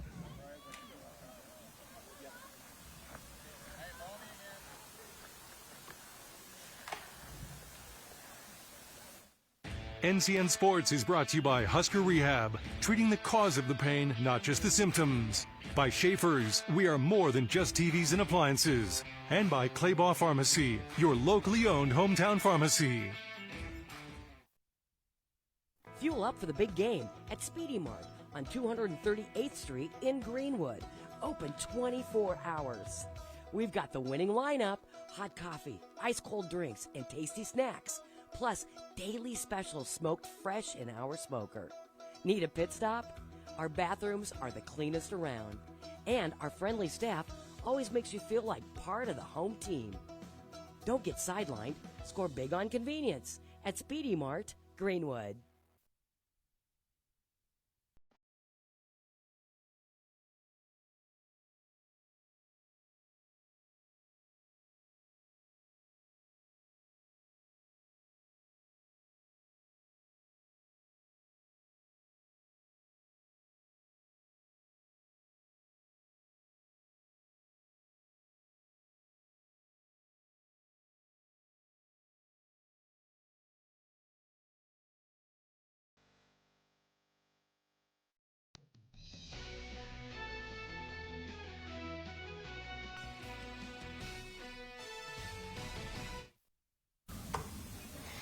Lane Luby on the cart now, as we should be pretty close to getting this game back underway. Again, he is heading out of this ball game with what looked like a arm or wrist injury after colliding with the fence, making a great play on a pop fly into foul territory by Cody Nienhauser. Here's another look at it here. Good pitch to hit. Really was, and the wind is blowing from left to right on the screen there, so that ball was getting pushed by the wind. And yeah, just kind of an awkward way that his wrist kind of got bent down there, and he went right to the wrist. But he secured the catch. That's good for an out, and he's in some obvious pain. He will head to the showers for the day. Landon Pelster trotted out of the dugout, so obviously there will be some sort of changes here for Brock Anderson and the Blue Jays. And we talked about the loss that's going to be. How can that kind of affect a team in a close game like this, Andy? Well, first and foremost, to kind of stop the rhythm for both teams. Right. Waverly was getting the bat to ball, trying to bounce back, tied this thing up, and then for, first things first here, DeCallan Lindau, he's got to get his arm, warmed back up and kind of reset himself. And there is a little bit of an emotional toll that you lost one of your guys, and one of your guys that just made a play for you. Well, Lindau's been having a good day so far. He's up to 6 strikeouts, and about half the outs he's recorded have come via the punch-out. Yeah, so he'll take a few warm-up pitches, obviously. Landon Pelster has taken over in right field for Luby. At the plate for the Vikings, center fielder. Couple of warm-up pitches. Zach McElhose stands in. Owns the game's only RBI on the Waverly side of things. And as a matter of fact, Andy, the only earned runs we have seen have been by virtue of how McElhose drove in one of them with a sacrifice bunt. Seen both teams play a little small ball here today, and that's, I don't think anyone's too surprised with the wind blowing in the way it is and the two powerful starting pitchers that we have here, the lengthy left-handers. First pitch to McElhose, the Marshalltown Community College commit. Low and in, 1-0. Pitch. This one lined into the alley and then snagged out of the air by Burt at shortstop. That was heading for the gap. It had it written all over it. And then jumping out of his shoes, Burt at shortstop. Oh, Bryson Burt had a great read on this initially. Knew he had to go up and elevate, and he timed that jump perfectly. What a play. McElhose's eyes lit up, sent that one right into the gap in left center, and Burt denies that. Could have been extra bases. A masterful, huge second out here in the fourth inning. This one dropped in for a strike to Colt Kirchhoff. This catcher who's 0 for 1 today with a strikeout in the first. Pitch. This one lined back up, and that one is in and out of the glove. Nearly had another beautiful defensive play. This one is in time, the throw to first base. And 1, 2, 3, go the Vikings in the fourth. An injury to Lane Luby in right field. We do hope he's okay. It doesn't impact Declan Lindau, though. We head to the fifth, 2-1, Blue Jays leading Waverly. NCN Sports is brought to you by Western Oil. Make your first and last stop tuned from the game at your nearest Speedy Mart or Good to Go convenience stores today. Bank of the Valley, together we go further. And by Scotty's Ranchland Foods, Highway 20 in Valentine, Nebraska. At first, I was really nervous and intimidated to buy a ring. My experience at Starter Heyman was very easy. I felt like I walked out with the ring that was going to make her go wow and say yes. I love my ring. It is so beautiful. I get compliments on it all the time. I always tell them Starter Heyman. I love it. Yeah, we would definitely recommend Starter Heyman. We're definitely coming back. Sure. We have a wedding band to buy. So. We do, yes. We have wedding bands. We'll be back for that. Starter Heyman Jewelers, downtown 12th and O, South Point Pavilions, and Grand Island.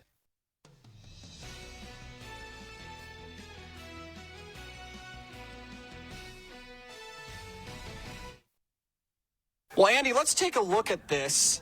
Ball shot to Lindau. It almost looks like this goes right through his glove. He thought he caught it. He did. I thought he caught it in real time.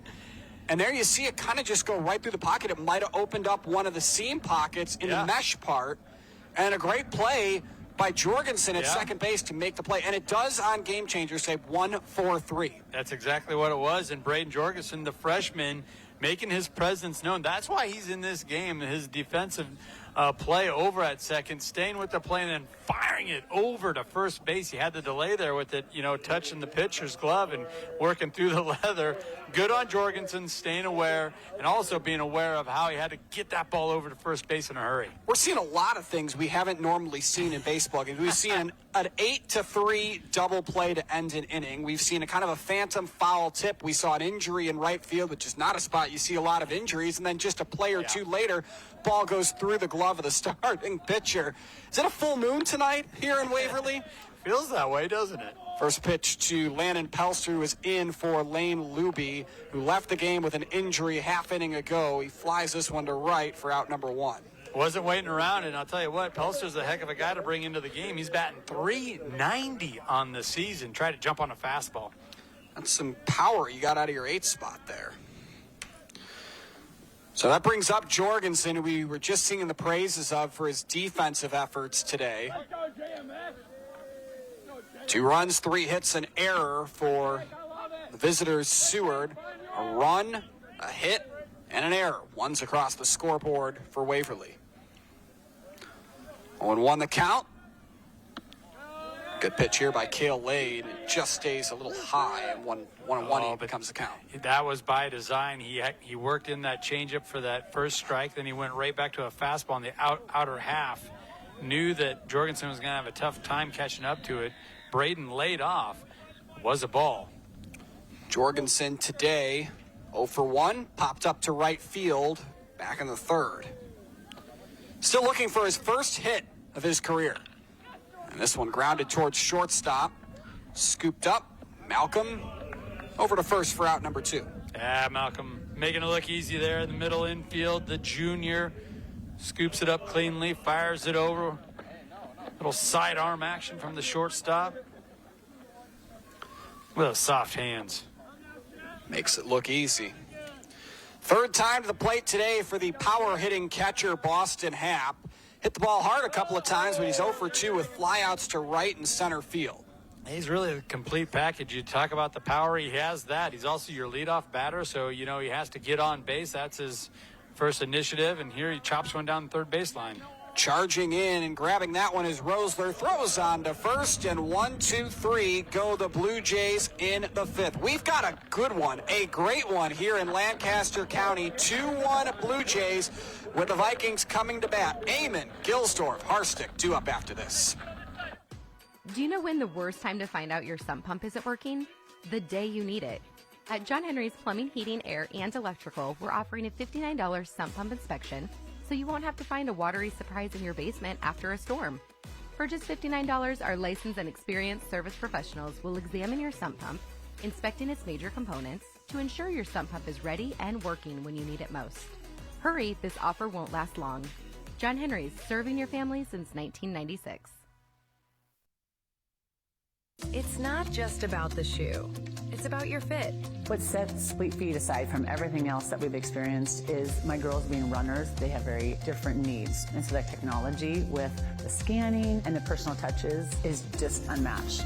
I met Lori almost 16 years ago, and when I saw Lori open this, I knew there was no other place that I wanted to go to have someone help me with my footwear and everything else involved with running. Fleet Feet doesn't just fit your shoes, they fit your life. Fleet Feet Lincoln. Find your fit today.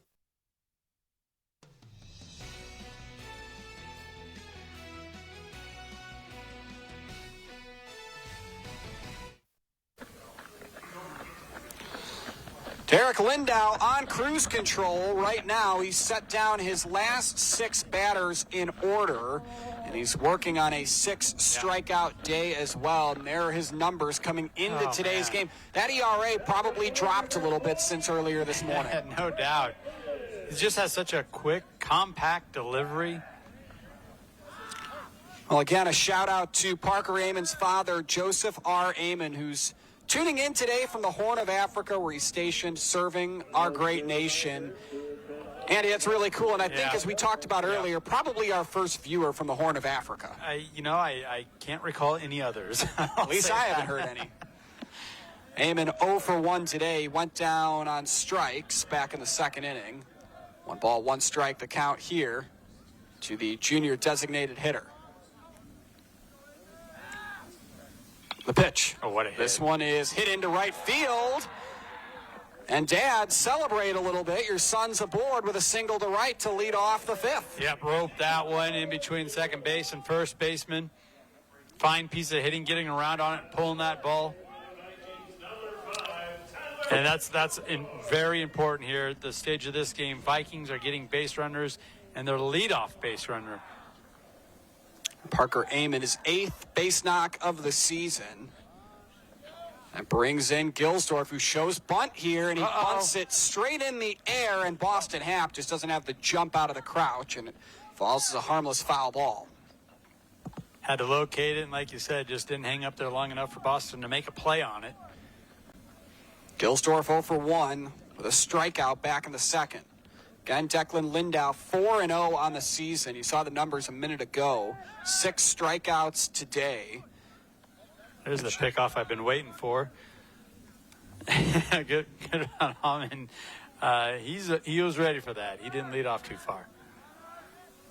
0-1 the count. Gilsdorf this season batting .242 with 7 driven in. Check swing, and that might have gotten a piece. I think it's the a bat foul of Gilsdorf, and it is indeed 0-2.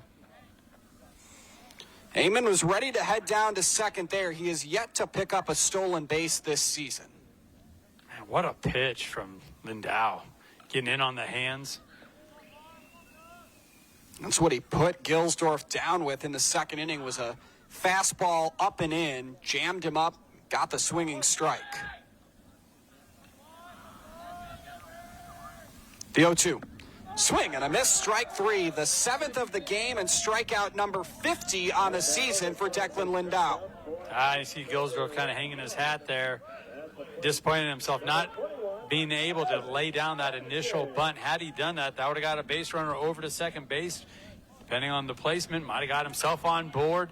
Unable to do so, and 2 pitches later, Lindau does Lindau-type stuff. Brings up Evan Harstick as Lindau hits a bit of a milestone on the season there.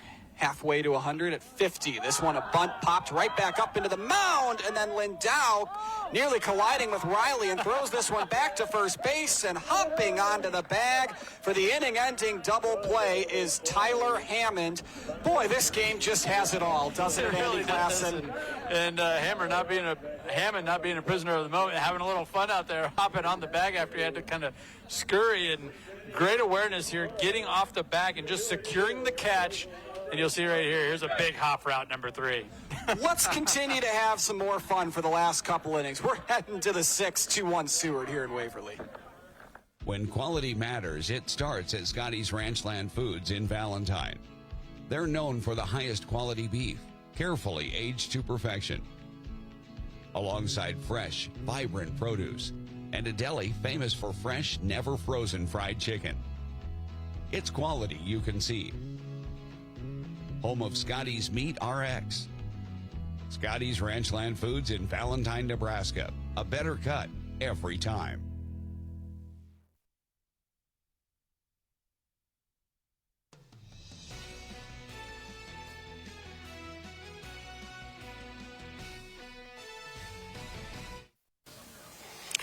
Two runs, 3 hits for Seward, a run on 2 hits and an error aside for Waverly, as it's a 2-1 ball game as we enter the 6th. Today's game is brought to you in part by RMV Construction.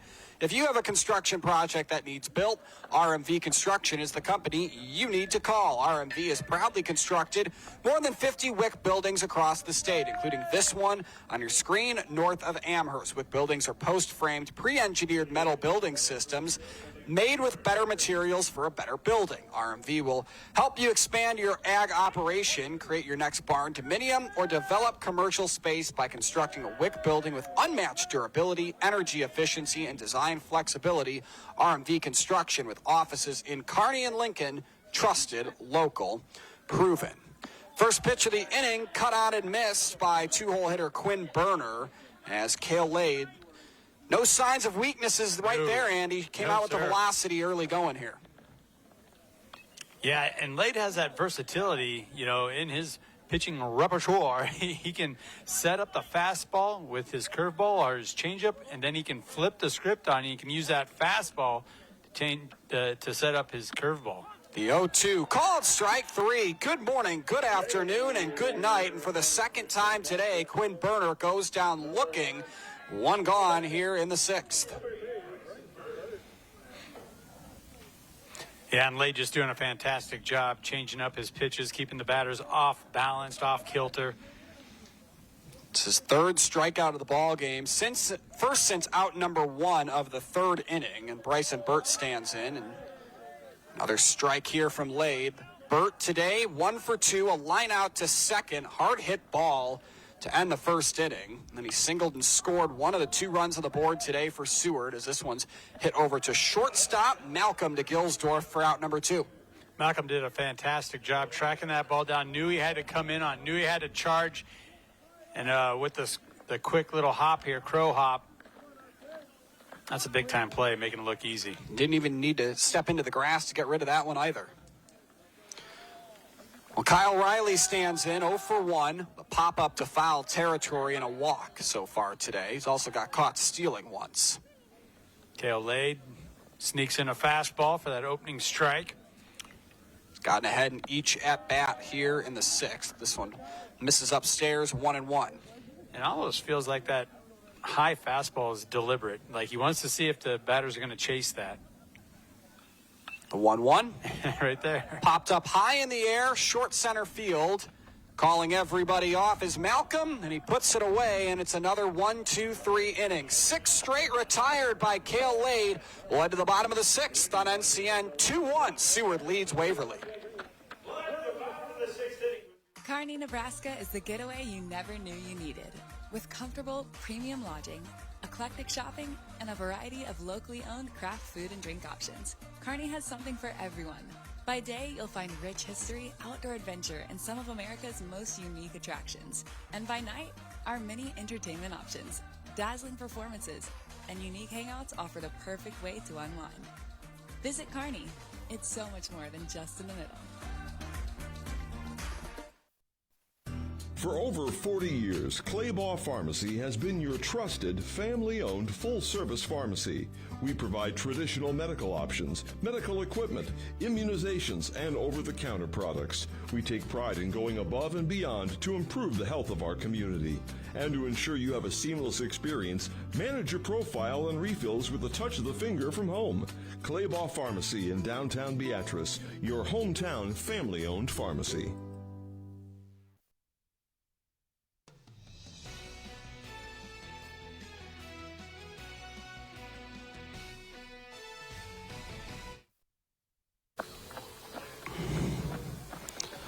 We've got a good one here in Waverly as we get down to the final inning and a half on News Channel Nebraska. 2-1 in favor of Seward.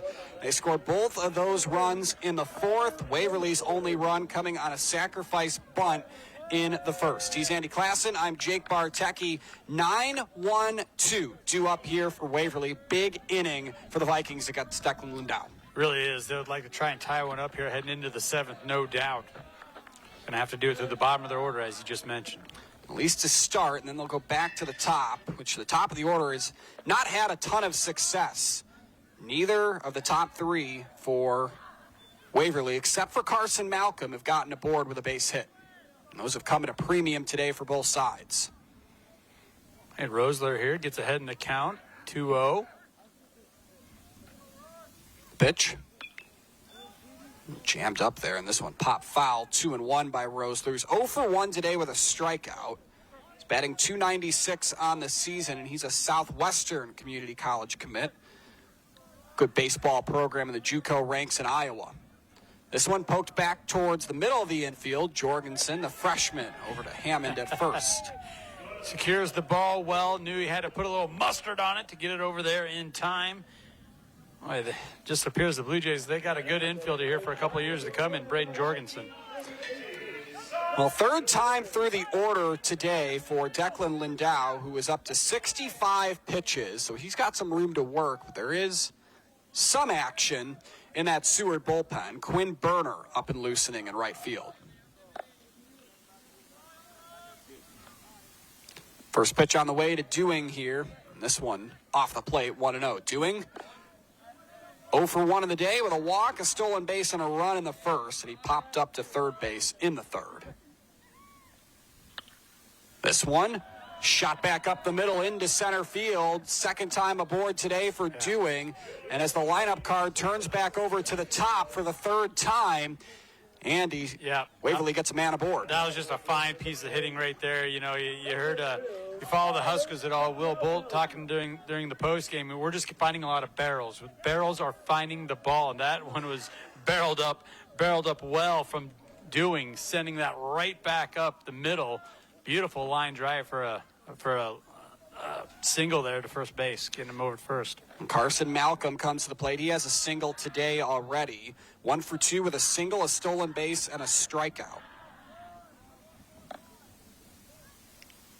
Again, this top of the order between Dewing, Malcolm, and Nienhauser, all with on-base percentages north of 480. This bunt popped high in the air, and Boston Happ didn't have the jump, and it falls foul. There just must be a nasty rotation on that ball, and he does like to use that high fastball, does Lindau, but Waverly, their batters are having an awful lot of trouble getting the bunt down onto the ground. 1-1 the count here to Malcolm. He's had a good season, batting .358, 6 doubles on the year as well. This one in the dirt, and heading down to second base is Dewing here, and Happ shrugs his shoulders. He's got no throw. Runner into scoring position, tying run on second for the Vikings. Dewing does a fantastic job running the bases, great awareness, head's always in the game. That was no doubt. He had a great jump, got over to second. Base hit likely ties this one, heading to the 7th here in Lawson Park. And the Vikings have a couple outs to work with.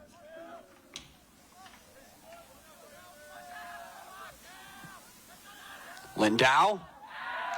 And this is a spot here, Jake, where head coach Fletcher Zorns would love to bunt him over, but I think seeing that previous pop-up and the number of pop-up bunts beforehand, might think better of it in this situation. Just let the batter take some hacks here. A little early on a fastball as Malcolm fouls it straight back, 1-2. Malcolm was 0 for 3 against Pius earlier this week in Waverly's last time out. He's already bettered that day today with a 1 for 2 day, a single in the first. Runner goes. This one fouled back, and Dewing will have to head back over to second. See, and that's a discipline type of a steal right there, because Dewing knew that the motion was already made from Lindau. Lindau was actually looking at him when he took off. That's a gutsy base runner right there. It's also been in the rule book, understood the windup was too into it to revert back. Dewing, not a huge stolen base guy, only has 2 on the season, and one of them came today. Lindau steps off, getting ready to throw what will be his 70th pitch of the ball game here. And there is action, as we mentioned. Quinn Barron's loosening in the Seward bullpen. And Lindau just keeps stepping off the mound here, Andy. Yeah, and Dewing, to what we're just speaking about, understands that, okay, he's not breaking forward. That means he's probably coming back to second. The 1-2. Inside, 2-2. Lindau might have been a little disappointed there. Thought that one might have caught the corner. Nienhauser stands on deck. The leader in home runs this season for the Vikings. Yes, Dewing does a great job reading the pitcher, reading that forward motion. It's going to be a pickoff, or is he delivering that ball to home?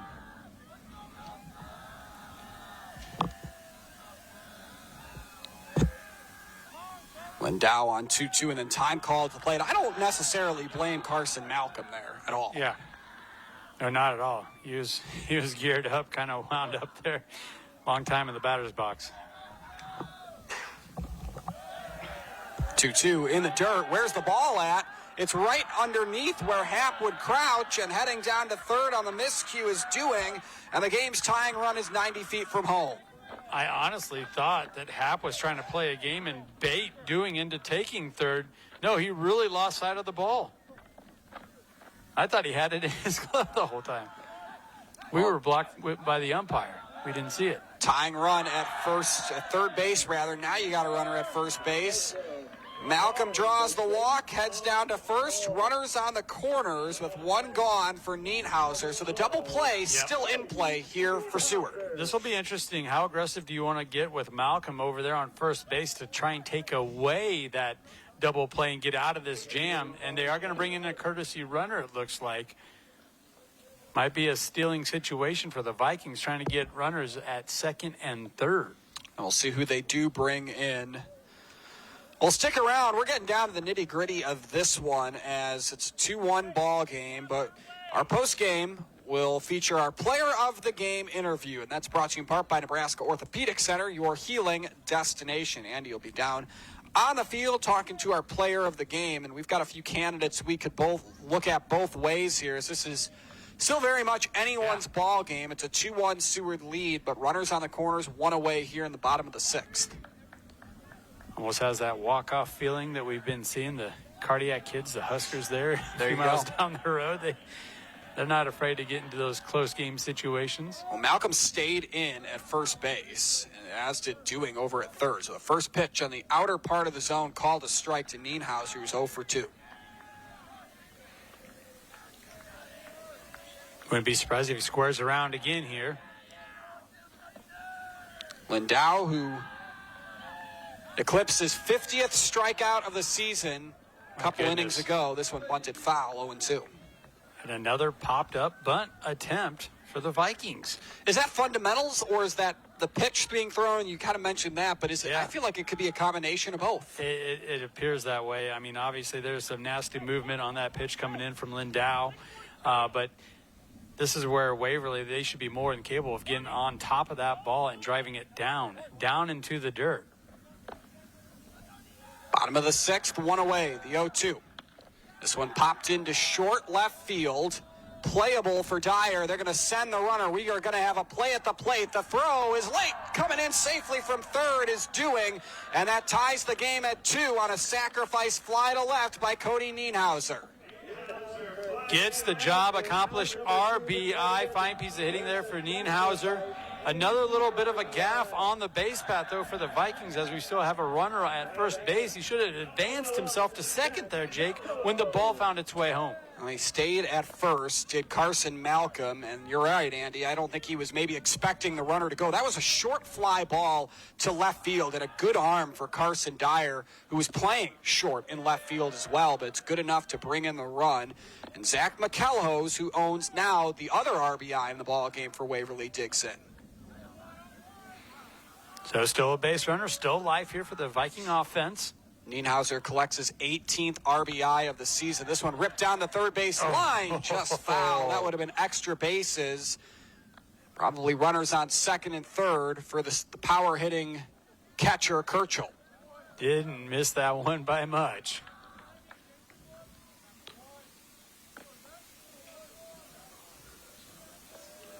Tied at 2 here in the bottom of the 6th. Waverly looking to push across one more run in this frame.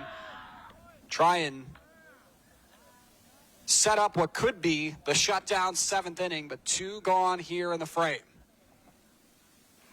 Yeah, just a really good job, though, of working, doing around the bases, stolen base, pass ball, this, that, and ultimately getting him home on a sac fly.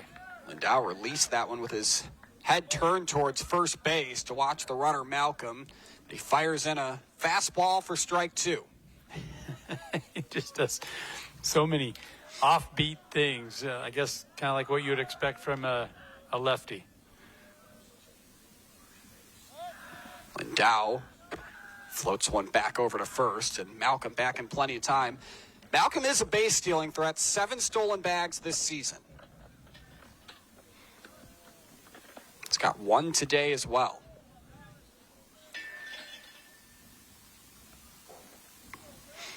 McElhose, 0 for 2 today with a sacrifice bunt and a line out. Swing and a miss, strike 3, and we head to the 7th, tied. Due up for the Blue Jays is the heart of the order, Hibbert, Hammond, and Dyer in a tie game. What more could you ask for late in the year? We'll be back on NCN. Whether we're talking commercial or residential plumbing, Lamel Plumbing is the place you call. Lamel provides 24-hour emergency service as well. Call them if you get in a tight spot. And as for their retail items, well, you got to check out some of their faucets, some of their kitchen items, and some of their bathroom items like their Onyx showers. And hey, say you got a digging job, you call Lamel Plumbing for that too. They've added a full-time crew for you, doing backhoe, trenching, and sewer work. Take that digging job off your list and have Lamel do it for you. That's Lamel Plumbing in Beatrice, now at their new location on North 7th Street in Beatrice. I spend with purpose because I bank with purpose at Liberty First Credit Union. With my Liberty Plus checking account, I can earn extra cash just for spending on everyday things, like groceries, online or in-store purchases, and lunch. At Liberty First, anyone can join, so start earning money to spend on the things you love. Start banking with purpose. Start banking with Liberty First Credit Union.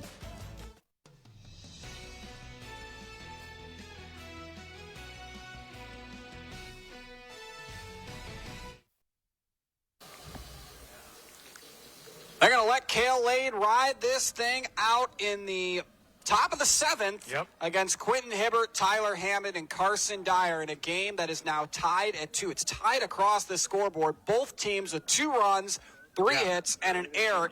It doesn't get much more even than this, Andy Classic. You know, and you mentioned it earlier in the game that it's kind of fitting the billing and living up to all the hype, and that's what we've seen here. 2 phenomenal pitchers, really going back and forth with one another, and a couple of offenses finding ways to score runs in Waverly. A big-time bottom of the 6th inning there, getting that tying run across.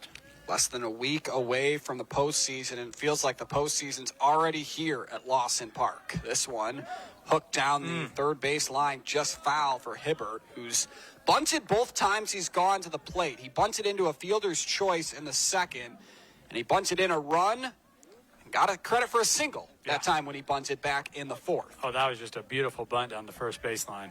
The 0-2 from Lade. Fastball stays high, 1 ball, 2 strikes. That would have been extra bases had that ball stayed fair. Just a moment ago, he roped that one down the third baseline. Hibbert gets a piece of this one, and this one does stay fair and drops in for a single and a long throw back all the way to Gilsdorf. Hibbert had to have his head on a swivel there. Make sure he didn't overstep the bag, but the leadoff hitter aboard here is Hibbert, singles to left. Now, that would have been something I'd never seen at the ballpark, getting gunned down from left field at first. I mean, a pretty good throw, all things considered, there from Dewing. So Hammond stands in. 0 for 1 today, hit into a 8-3 double play, something you don't see very often. He laid down a bunt for good bunt. An RBI, lays down a bunt here, underhanding to first base is Lade. So Hibbert gets into scoring position with 1 away. Lade did a great job coming over and fielding that as a pitcher. That's not the easiest thing to do. Knew he had to be quick with the exchange from glove to hand. Got it over there just in time. Dyer stands in for the 3rd time today. Carson Dyer, a strikeout and a fly out to right.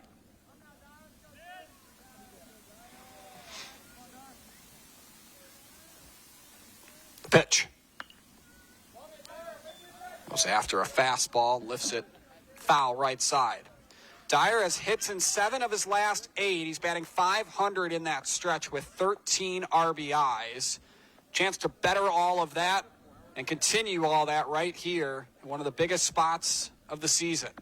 Well, if he can spray one to the right side like we just saw a moment ago and keep it fair, that's probably going to be enough to get Quentin Hibbert around third and heading towards home. Hibbert does have speed. That's one of the things Brock Anderson has liked a lot about Quentin Hibbert is he kind of flies under the radar with his speed. Only 1 stolen base, but he's got a lot of it. Chopper down the third base line. Playable for Rosler, throws over to first. So a runner gets over to third, but it's 5-3 on the scorecard for out number 2. Oh, what a fantastic play there from Rosler. Had to be in a hurry, charged it perfectly off the quick hop here, gets it across the infield. And that was clearly the play because Hibbert was going to make it to third regardless.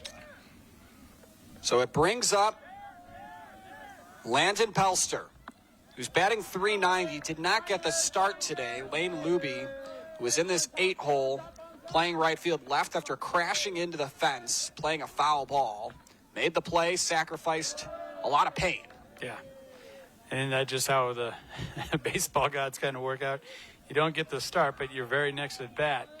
Here it is. The entire game's on the line. 0 for 1 today is Pelster. He rips this one towards shortstop, and right there to secure it is Carson Malcolm.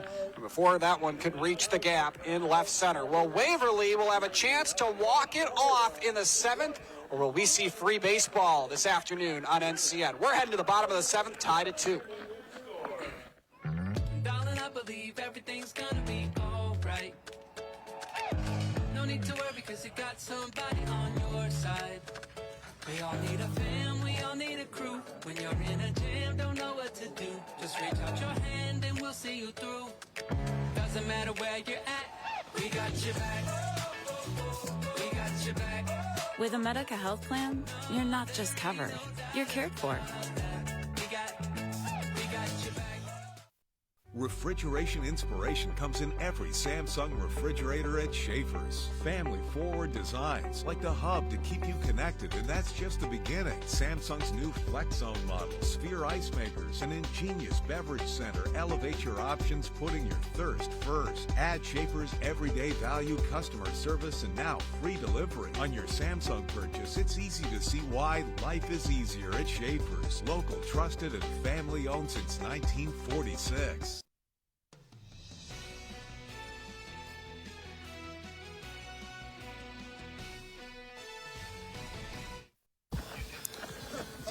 Tied at 2 as we enter the bottom of the 7th inning at Lawson Park. It's Kirchhoff, Amon, and Tyler Gilsdorf due up for the Vikings. We'll stick around once this one is complete. Our postgame brought to you in part by Custom Sports. From screen-printed T-shirts to sublimated jerseys, they have what your team needs to look great. Check them out at CustomSportsCO.com. Well, Declan Lindau stays in the ball game here, Andy. Both starters so far have gone the distance. And they've done just a fantastic job, only giving up 2 runs, one of which wasn't earned. And this one in there for a strike to even the count to Colt Kirchhoff. Catcher with a lot of power. Yep.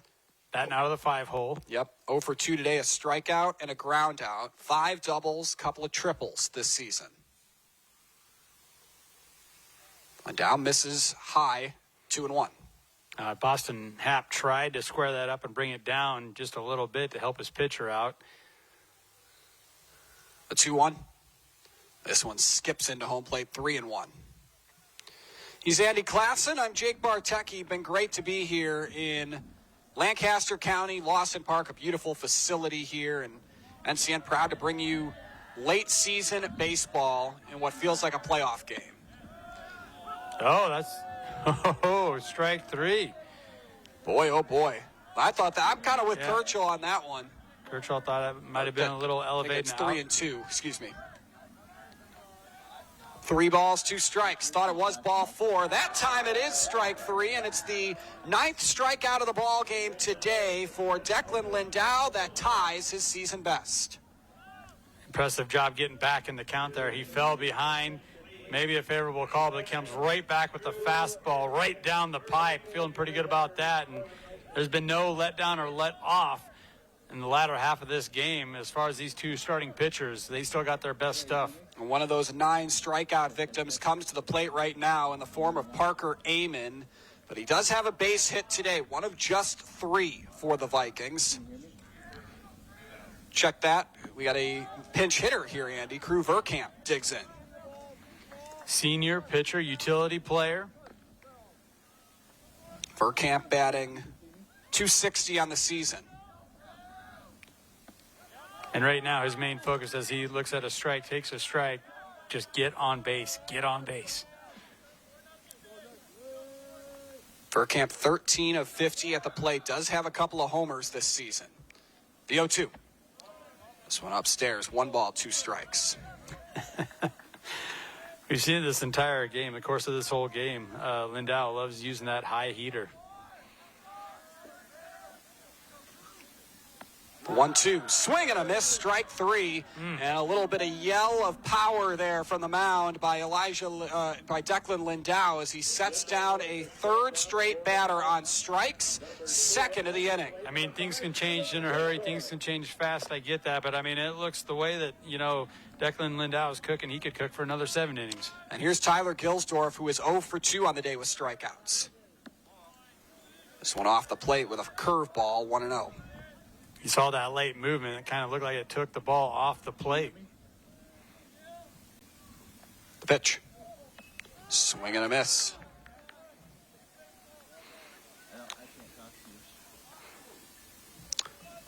Both these pitchers just have such a change in velocity between their changeup or curveball and their fastball. The 1-1. Out in front of a fastball there is Gilsdorf. So there you saw it, the curveball to the fastball. And now Lindau, 1 pitch away from striking out the side at the bottom of the 7th to send us to extra innings. The 1-2 at 2 away, tied in the 7th. upstairs, and another pitch at least forthcoming here in the bottom of inning number 7. A little bit of a hiccup in that windup there. A 2-2 from Lindau.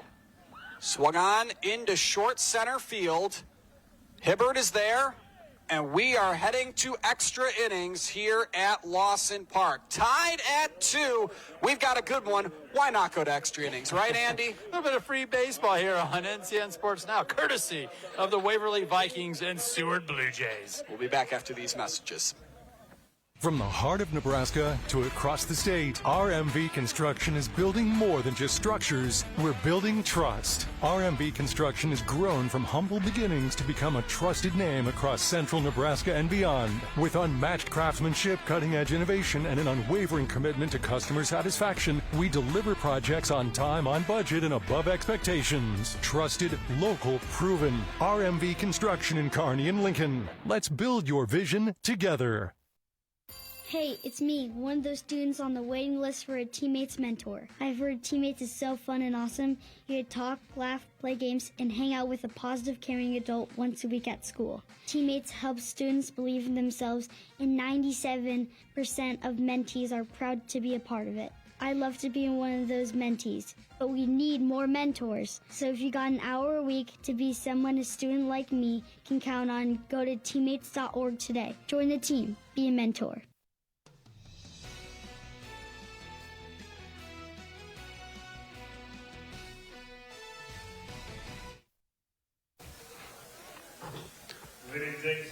Well, there's a look at the two dugouts of the two teams that have sent us to extra innings here at Lawson Park. Seward and Waverly tied at 2. He's Andy Klassen. I'm Jake Bartecki.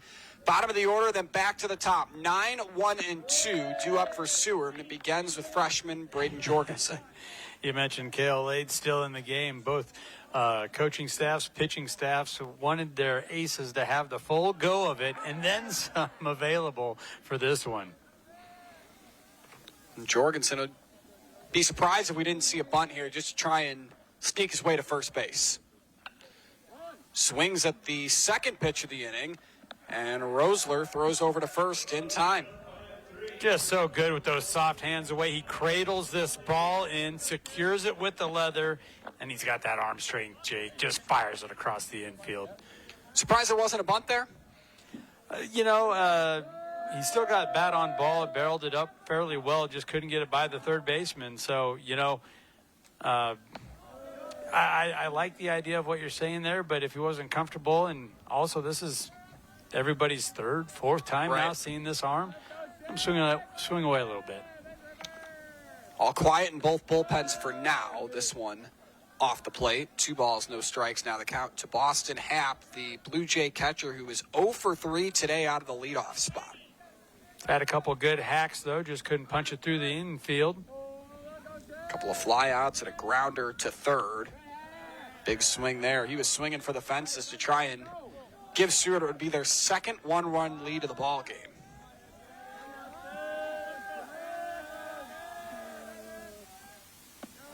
Oh. Laid low in the zone, 3-1.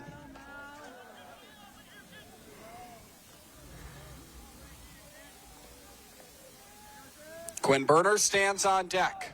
This one popped up, short center field. 3 maroon jerseys in the area, and it's McElhose to come in from center to put that one away. Yeah, fantastic job there from the center fielder, calling everybody off, getting those infielders out of his way. That ball hung up in the air for a long time, so he had second base, shortstop, and center all on it. Well, Quinn Berner owns one of the 2 Seward runs that have been put on the scoreboard today, both back in the 4th. First pitch, fastball for strike 1. And Lade just continuing to get out in front, get ahead in the count. Lade has set Berner down twice today on strikeouts, both looking in the 1st and the 6th as this one misses up and out, 1-1. It's been very impressive what Lade's been able to do, especially at the top of this order. You're talking about guys like Boston Happ, Quinn Berner. I mean, they're used to going 3 for 3, 3 for 4, night in, night out. That's not the case here this afternoon in Waverly. The 1-2 with 2 outs. Stays upstairs, fastball 2-2, and that has been a put-away pitch a couple different occasions today for Cale Lade. He has just 3 strikeouts. Would love to make it 4. The 2-2 swing and a miss on a changeup. And 1-2-3 go the Blue Jays in their half of the 8th. Will Waverly walk it off? Will we see another inning? Cale Lade did his part. Now it's time for the Vikings bats to go to work. When quality matters, it starts at Scotty's Ranchland Foods in Valentine. They're known for the highest quality beef, carefully aged to perfection, alongside fresh, vibrant produce, and a deli famous for fresh, never frozen fried chicken. It's quality you can see. Home of Scotty's Meat RX. Scotty's Ranchland Foods in Valentine, Nebraska. A better cut every time. Big ideas, bold graphics, quality products you're proud to wear. That is Custom Sports.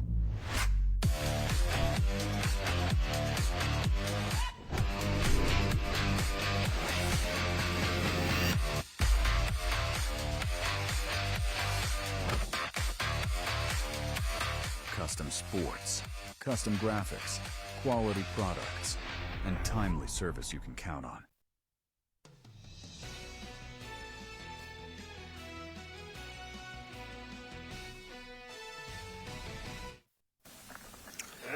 Free baseball on News Channel Nebraska on this Thursday afternoon. Waverly and Seward tied at 2 and nearing 100 pitches, Andy. Declan Lindau remains on the mound for Brock Anderson. Yeah, pitch count at 96 right now, but he does get to start the 8th inning. Harstick digs in. First pitch here is in there for a strike. He has reached on an error, been cut down on an attempt to steal, and hit into a double play.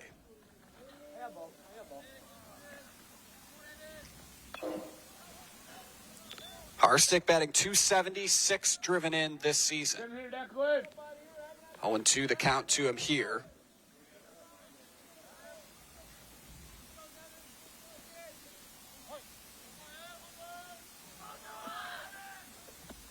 Just off the plate, 1 ball, 2 strikes. That's some good discipline there. Down in the count and watching that ball stick around, right that strike zone, but off the plate. Pitch number 100 here for Lindau. This is inside. Count evens up at 2 apiece. And you can see it, even when Lindau misses, he doesn't miss by much. He's tied his season best today in strikeouts with 9. He's hit that number 3 times this season. Here today against Crete and also against Beatrice. Tip of the cap to Harstick here, laying off those last 3 pitches, filling up this count. Outfield really shallow, especially Dyer in left and Hibbert in center. 3-2 fouled off straight back. So drive something over their heads. It could be extra bases. No doubt. That was a heck of a job staying alive. New life after the foul off. And we've seen this a couple of times now from these Blue Jay outfielders. They're not afraid to play shallow. Pitch. Popped up, foul straight back. I was going to say, stay away from our production truck. Yeah, right behind us here in the press box. Looks like, I think we got the thumbs up. We're good. 3-2 the count on the 8th pitch of the at-bat here in the bottom of inning number 8. Lindau. We'll see a 9th pitch as this one's fouled off the end of the bat. Regardless of how this thing goes down, this at-bat goes down, Jake. This has been an impressive at-bat for Evan Harstick. 3 consecutive foul-offs. Got down in the count 0-2 and has battled back to this point, and he's hanging in there. Went 2 for 3 earlier this week against Pius. This one popped up behind home plate. Happ secures it. And Lindau does prevail, pops him up, infield fly. And, for a guy that's gone over the century mark for his pitch count, Harstick made him earn that one. He did. So a 9-hole hitter, Trevor Rosler, digs in. 0 for 2 today, a strikeout and a ground out.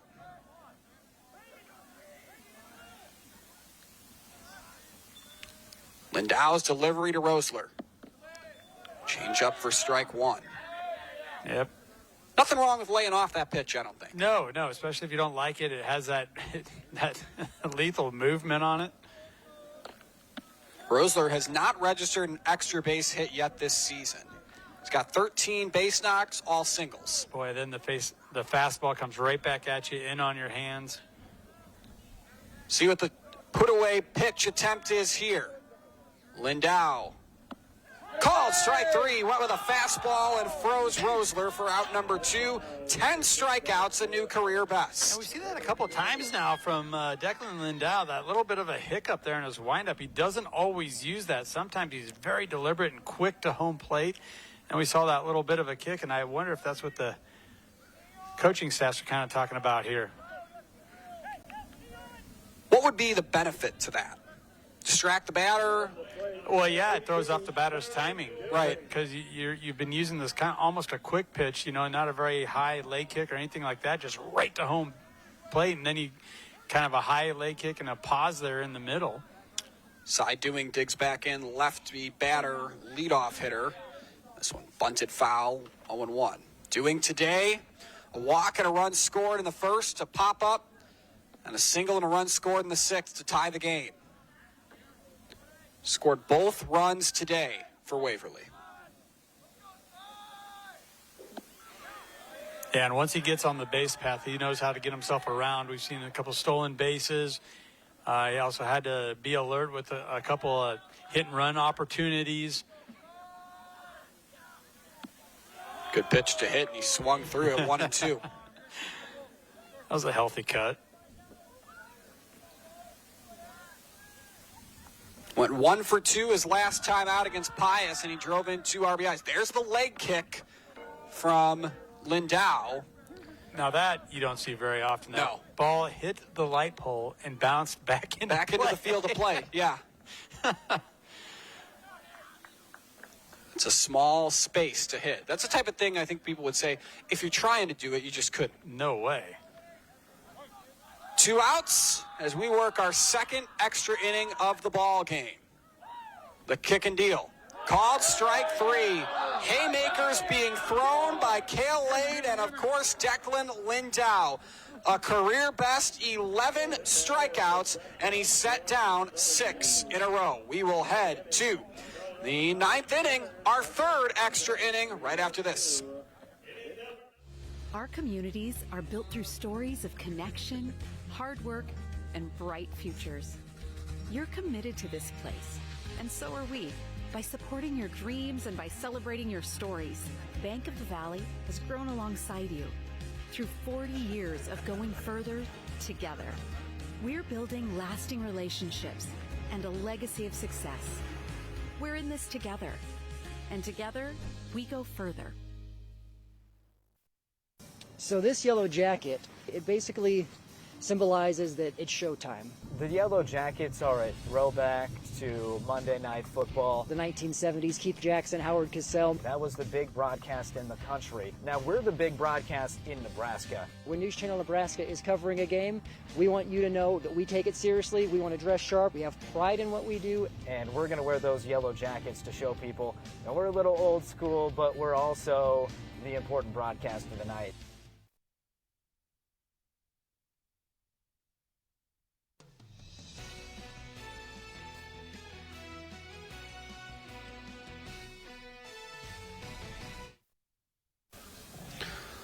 Well, welcome back to Lawson Park. There's a look at the new pitcher. It was going to have to happen at some point the longer this game drew on. But it's freshman Alex Wynn. He comes in for the 4th time this season. 4 2/3 innings of work. No official record. 10 strikeouts, 3 walks. That's really good in a 1.5 ERA. I was going to say with his limited time, his limited innings pitched, a really good ratio there with 10 strikeouts, 10 Ks to 3 walks. He's a right-hander. So obviously a completely different look than what these Blue Jay batters have been staring down this entire course of the game as we get into the second extra inning. Here we go, top of the 9th. Well, the numbers on Cale Lade, he was really awesome once again. He'll likely get the no decision. 8 innings of work, 2 runs, only 1 of them coming earned. He allowed 4 hits, struck out 4, walked 2, and faced 30 batters pitching 8 innings today, so all 7 plus the extra inning, and he passes off the baseball to his freshman teammate, Alex Wynn. What a big spot for the freshman in just his 4th appearance of the year. Well, we saw freshmen, and we've been seeing freshman Braden Jorgensen step up for the Blue Jays. Let's see if we see another freshman step up here for the Vikings. It's Bryson Burt to lead things off for Seward here in the 9th. He's 1 for 3, a single, a run scored, a line out, and a ground out. That wasn't a bad pitch there. It didn't miss by much. Burt, this season, leading in RBIs, doubles, homers for Seward.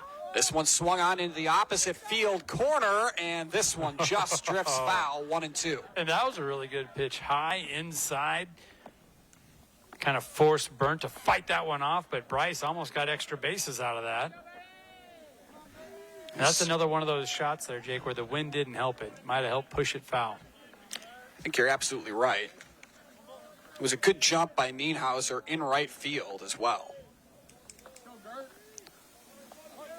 Wynn looking to record his first out of the day in relief of Cale Lade, who pitched all 7+1. This one more straightened out towards right field. Nienhauser puts it away. Been so impressed with both these teams' defense, which we knew we were probably going to see some good defense, both in the mid-90s as far as fielding percentage, but the way the outfielders locate the ball off the bat and stay with it and track it the entire way into their glove. And they're battling 22, 23 mile per hour wind gusts here this afternoon. Brings up Kyle Riley, 0 for 2, a walk, a pop-up, and a ground out.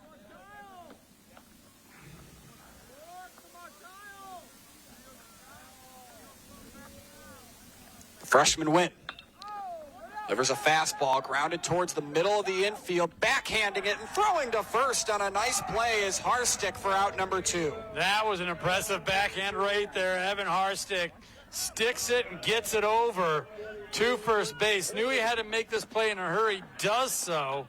Has the arm strength. Oh, great stretch at first base. I was going to say, I think Tyler Gilsdorf deserves a tip of the cap there as well. More defense from the Vikings. We've only seen 7 hits in the ball game. It's been plays like that on both sides in the infield.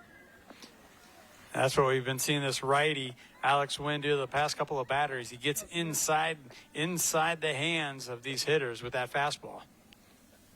2 for 2 today for Hibbert. Reached on a fielder's choice, and he's gotten aboard with a couple of singles. One came via a bunt that also had an RBI.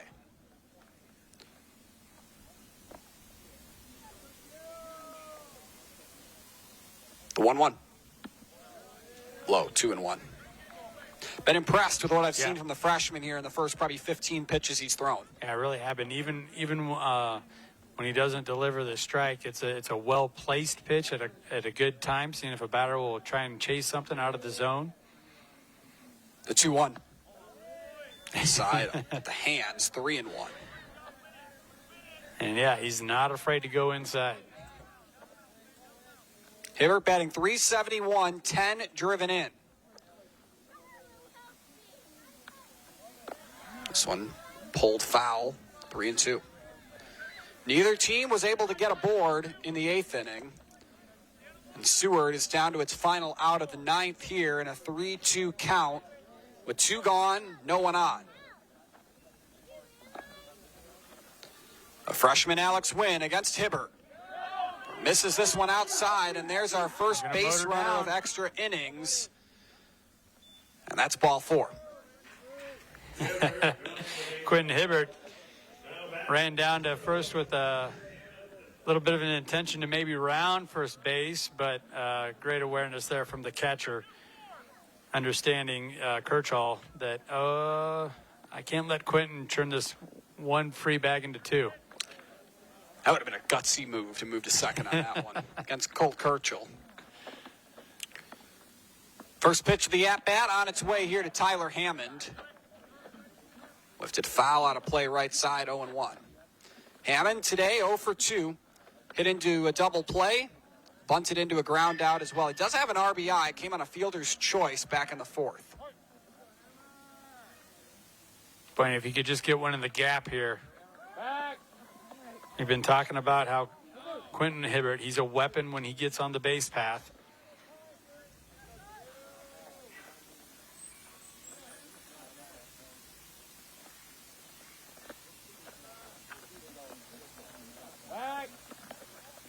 Hibbert back quickly. Hibbert has reached base now in every trip to the plate today. And that's where the Blue Jays want him. They want him on the board, yeah.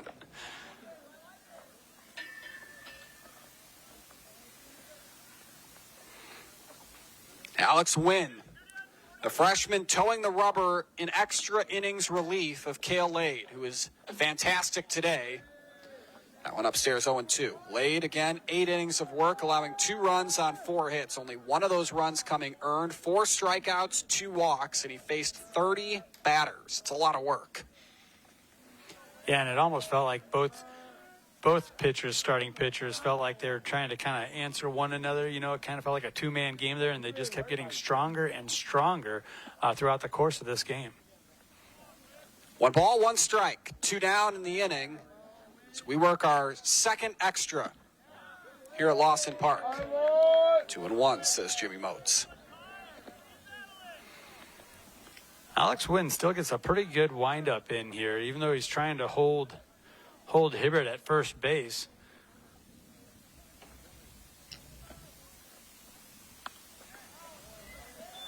That evens the count at 2-2. So here you go, 2-2. This is a scenario here where if you want to gamble a little bit and go with that hit and run with a player like Quentin Hibbert on first base, I don't think I'd be against it. Hibbert has speed. He has reached base in all 4 trips to the plate today. Win on 2-2. Upstairs, and there goes Hibbert, and the ball skips into center field. There to protect it is McElhose. That keeps Hibbert in scoring position at second, but it's a full count, and the pressure is elevated a little bit here on the freshman pitcher. Boy, and that was so awkward. That was such a late jump from Hibbert, but he must have recognized that nobody was covering second, thought he could beat him to the bag, and it worked out. Runner in scoring position in a tie game. The pitch to Hammond. This one is knocked down at second base by Harstick. Throws from his knees. He didn't get him. There's a play at the plate, and coming in safely is Hibbert. Now moving down to second is Harstick. He will get there safely. An awkward play on the right side of the infield has given the Blue Jays a 1-run lead in extras. Oh, it's a game of inches. You hear that in other sports, but it holds true here. First of all, it looked like it was going to be caught. Oh, then just a little bit of oh my goodness. And then the snowball fight occurs. Well, Hammond gets to second. Infield single for an RBI. Yeah. We have seen all sorts of things today. First pitch to Dyer is pop foul. And Harstick had such a good jump at that, and we saw him snag something like that earlier in the game, a low line drive. He comes up throwing, knew it had to be in a hurry, skips it in the ground, and that's where first baseman had a little bit of trouble there fielding it. This one chopped towards third place. This is going to be a tough play, and Rosler doesn't get the throw over in time. Runners on the corners here for the Blue Jays. On that occasion, Gilsdorf did a great job stopping that ball, not allowing it to get behind him, because if the first baseman, Tyler Gilsdorf, doesn't come up with this, you would, and he had to pick it out of the dirt, you would have had a runner on second base, but more importantly, that runner from third scoring. Well, a tough situation for the freshman Alex Wynn. It looks like we are going to have a mound visit here. But, Andy, it looked like you had the ground ball to get out of the inning, or at least if you have Harstick in that spot, it's a routine ground ball. And, honestly, it was that close to being out of the inning and us playing a bottom of the ninth, tied at 2. It was that close on 2 separate occasions. First off, snagging the ball out of the air. Then the throw might have been there in time, just wasn't fielded cleanly out of the dirt. Just a bang-bang type of a play, and it's a 2-out rally either way here for the Blue Jays. They did charge an error on that as well, so not much to the fault of Alex Wynn today on the mound, but unfortunate circumstances, have Seward in the lead by 1. Well, and the Blue Jays have taken the path here in this 9th inning. Just get the ball in play, kind of let the chips fall where they may, but make contact and put the pressure on the defense. Now to the 8-hole here, where Landon Pelster, who entered the game back in the 5th for the injured Lane Luby. He's come in and been in a couple, pressure-packed situations at the batter's box since he's entered this game. Pelster's got some power, 2 doubles and a triple this season. First pitch was in there for a strike.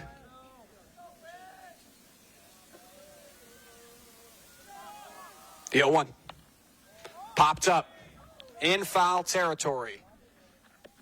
Just behind the bag on the dirt, putting it away is Gilsdorf. So it is a 1-run lead. Seward gets the all-important game-breaking tying run. And we head to the bottom of the 9th. Seward with a chance to tie, maybe win the game. Waverly with a chance to tie, maybe win the game. Seward with a chance to close this one down. We've seen all sorts of things today, Andy. We'll be back after this.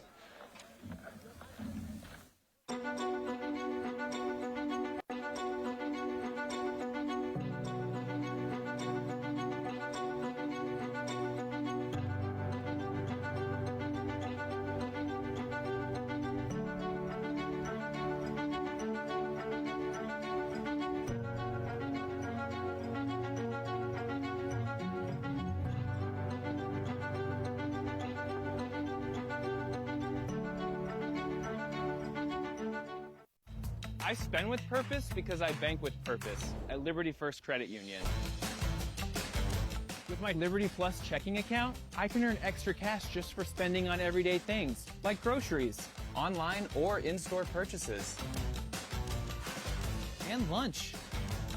At Liberty First, anyone can join, so start earning money to spend on the things you love. Start banking with purpose. Start banking with Liberty First Credit Union. Beatrice Community Hospital is proud to serve Beatrice and the surrounding area for over 100 years. We provide quality care with small-town hospitality. Our services include family medicine, OBGYNs, robotic surgery, diagnostic imaging, and more. We're excited to grow our services, including a new medical clinic building in the community of Wymore. We're proud to be a top 20 rural hospital. And thank you for trusting us to care for you and your family. Beatrice Community Hospital. Incredible care. Incredibly close.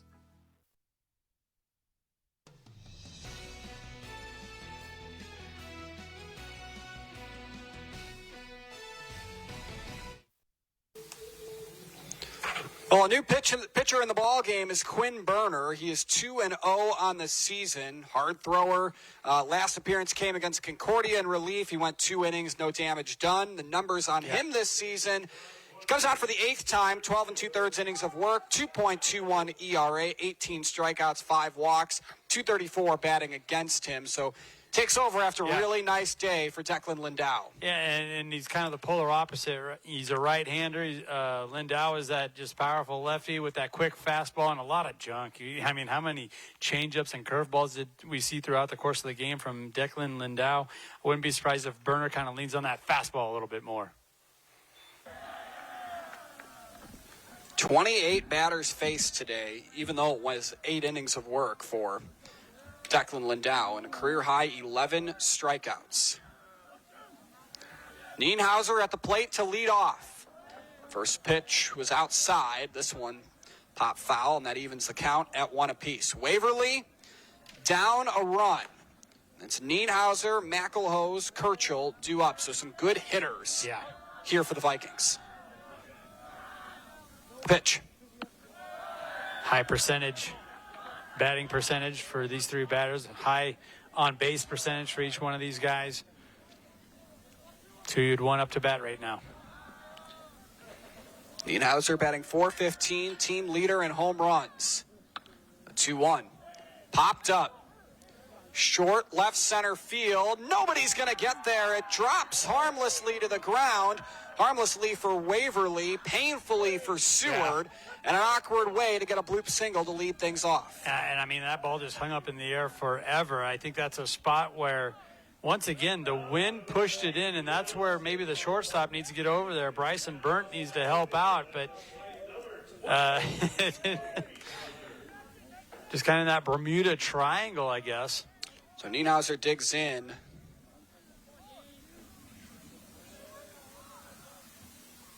So far today, 0 for 3. Doesn't matter how it happens. You just want to get that leadoff guy on. Absolutely. Malcolm with the single, and now a flip back over to first. So that gets Malcolm into second, Andy. Heck of a job there. Nienhauser laying that bunt down, getting it down, advancing that runner 90 feet. That was his job. He executed it to perfection. Right there, the Vikings traded an out for 90 feet, getting that guy, getting the base runner that much closer. You got your tying run now in scoring position at second base, and Zach McElhose will stand in, who does have an RBI today. Came via a bunt, but it was an important one, who scored Cy Dewing back in the first inning, who scored both runs today for Waverly. The pitch. The Marshalltown Community College commit takes a strike on the inner half. That's where Quinn Berner wasn't messing around. He wanted to get that inside fastball established, and he did so.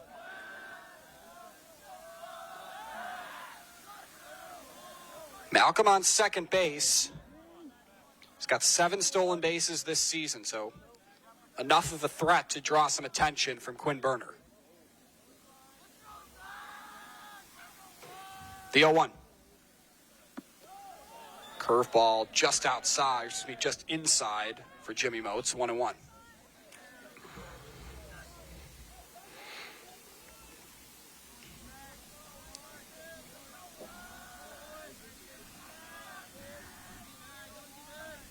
Burners 1-1. Upstairs 2-1. So now you're seeing more consistency amongst the pitches. I think that's what Lindau and Lade did a lot, Andy, was they alternated pitch by pitch. Now you're seeing a series of fastballs followed by a series of off-speed pitches here from Berner, and I think you could say the same thing about Wynn as well. No doubt. I mean, those are 2 senior left-handers that went the distance, 8 innings pitched. I mean, very impressive. And there's a good-looking fastball, but that's a little bit to be expected when you get into the bullpen. 2-2 the count. See how the hitters adjust to that. It worked well for Malcolm, who stands on second with a single, his second of the day. Now represents the all-important tying run, the 2-2. This one swung on it high in the air towards deep left field. Going back on it and unable to track it down is Dyer. This is going to tie the game. Malcolm struts in on an RBI double by Zach McElhose, and we're tied at 3. We've been saying it all game that, these outfielders for Seward, they've been playing awful shallow, but that one got a hold of just enough. Fine piece of hitting there from McElhose. Drives it over the head of left field. Left fielder. Good for another ribby. 13th RBI, maybe the lucky 13th RBI as well for Zach McElhose, who now stands on second, representing the winning run. Colt Kirchhoff stands in 0 for 3 with a couple of strikeouts and a ground out. The pitch. Half swing, and it got a piece of the bat, 0-1. And get over that at bat from McElhose. I mean, he got down on the count, just hung in there, then drives one, maybe the shot of the game, out to left field. This thing goes beyond 10 innings. I'm going to run out of room on my scorecard here. 0-1 the count to Kirchhoff, the senior catcher. Ooh. Low, 1-1.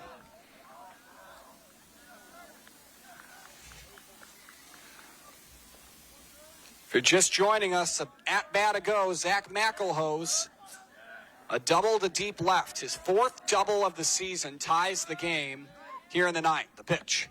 That's a good fastball down Broadway, 1-2. Berner staying ahead in the count.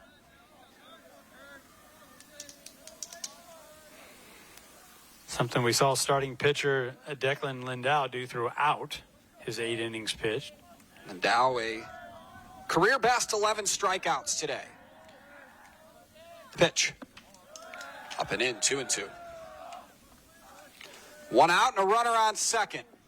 Waverly now with a chance to walk this off here in their half of the ninth inning.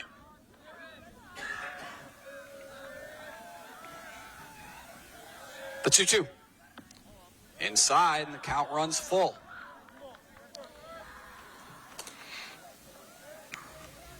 Only 2 walks issued by Lindau, 2 as well by Cale Lade. Not a lot of free passes administered by their 2 starters today. This is the type of pitch where you can still try and get him to chase something, because if you walk him, you set up the double play. Yeah, first base is open. 3-2. Chasing after a pitch inside is Kirchhoff, and he pops it up to first base, where Hammond puts it away for out number 2. Hammond's been solid all game long over there at first base. Had to flip on his pit vipers. I don't know what kind of eyewear is that. Maybe just some old Oakleys. But yeah, you can see the sun has now come out from behind the clouds, and sky's been changing throughout this game as we've had a partly cloudy with some gusty winds coming out of the northwest. Yeah, it's been a bit of a chilly afternoon and into the evening as well. 54 degrees. Well, runner on second. 2 gone. Verkamp back to the plate, second time today, and that nearly got him on the shoulder, 1-0.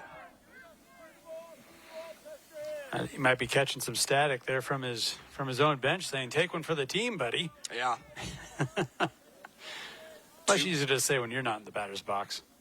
I've taken a fair share of hit by pitches in my day, and I know it's not necessarily the easiest thing to decide to do. Verkamp 0 for 1 today. He struck out in his only trip to the plate. Back in the 7th, pinch hitting for Parker Amon. 1 ball, no strikes. Runner on second is McElhose, who tied the game with a double to deep left. This one swung on, hit high in the air towards deep left field. Going back on it is Dyer, and in front of the warning track, puts it away, and the threat is neutralized. Not before Waverly ties it up on the double by McElhose, and we will play a 10th tied at 3. NCN Sports is brought to you by Husker Rehab, treating the cause of the pain, not just the symptoms. By Schaefer's, we are more than just TVs and appliances. And by Claybaugh Pharmacy, your locally owned hometown pharmacy. It all starts at Big Red Motorsports in O'Neill, a side-by-side built to work with you on the farm or the ranch. A trusted partner when you're out hunting. And the adventurous speed to feel the thrill when it's time to play. Work hard, ride hard, play hard. Big Red Motorsports in O'Neill, powering your passion every step of the way.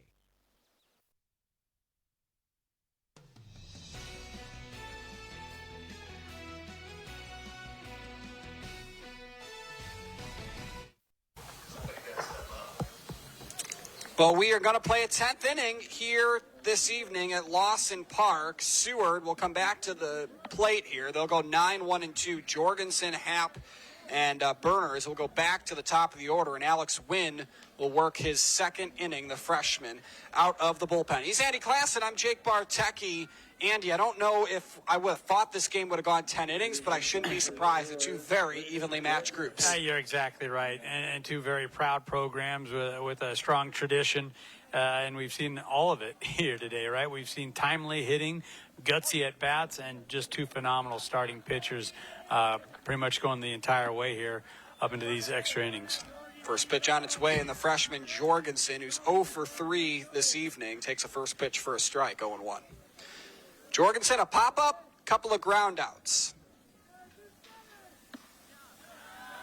Strike 2. Wynn wasting no time, pounding that strike zone, getting up here, 0-2. Wynn did not have a strikeout in his 9th inning. The pitch, that was a nasty-looking slider that Jorgensen was able to fight off. 0-2 once again. Yeah, you saw that late movement cutting from left to right. That's a tough pitch to catch up to. The 0-2. Swing and a miss, strike three, a half swing, but Jorgensen goes around. First strikeout of the day for Wynn out of the bullpen. Yeah, Jorgensen was thinking there was going to be that late movement on it, and he was going to be able to square it up. That doesn't happen. Couldn't lay off. Oh. Goes around for the K. Awkward swing there by the freshman. Well, it's been an 0 for 4, uncharacteristic 0 for 4 day-to-day for Boston Happ. He's flown out twice, popped up, and grounded out. 1 ball, no strikes, the count to him here.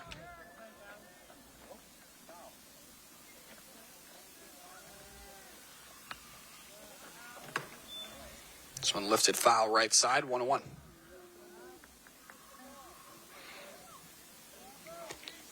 Yeah, you mentioned the uncharacteristic day. He's still putting the ball in play. He's still making good contact. Just hasn't been able to hit them where they're not yet. Happ has not gone 0 for 5 this season, but he has now. Ground out to third for out number 2. Yeah, it almost feels automatic when it gets over there towards Trevor Rosler. Once again, nice soft hands bringing the ball up to his body. Quinn Berner will look to continue the inning here. This is where things went awry for just a run back in the 9th inning against Wynn. Came with 2 outs when they got a walk and a couple of infield singles to then take the lead. Yeah, it just felt like with that huge momentum shift, that might be enough to, secure a victory. But credit the Vikings battling back and tying it up and pushing it to the 10.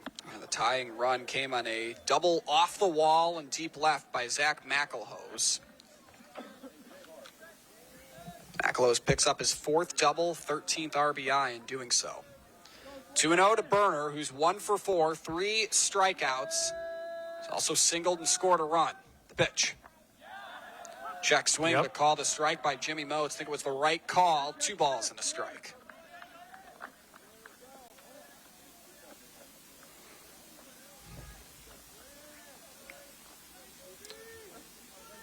Wins 2-1.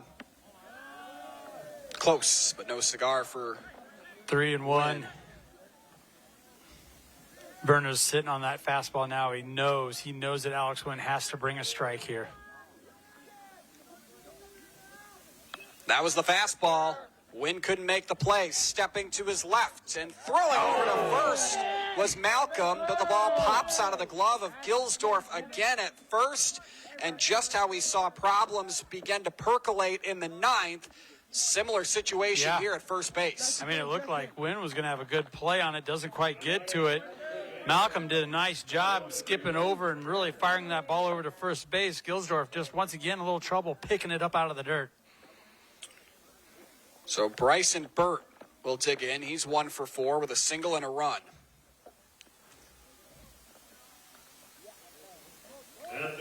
And yeah, this is very reminiscent of the 9th inning. Yeah. The 2-out rally. Led to just 1 run. Goes down in the books as a 3rd error on the Vikings today.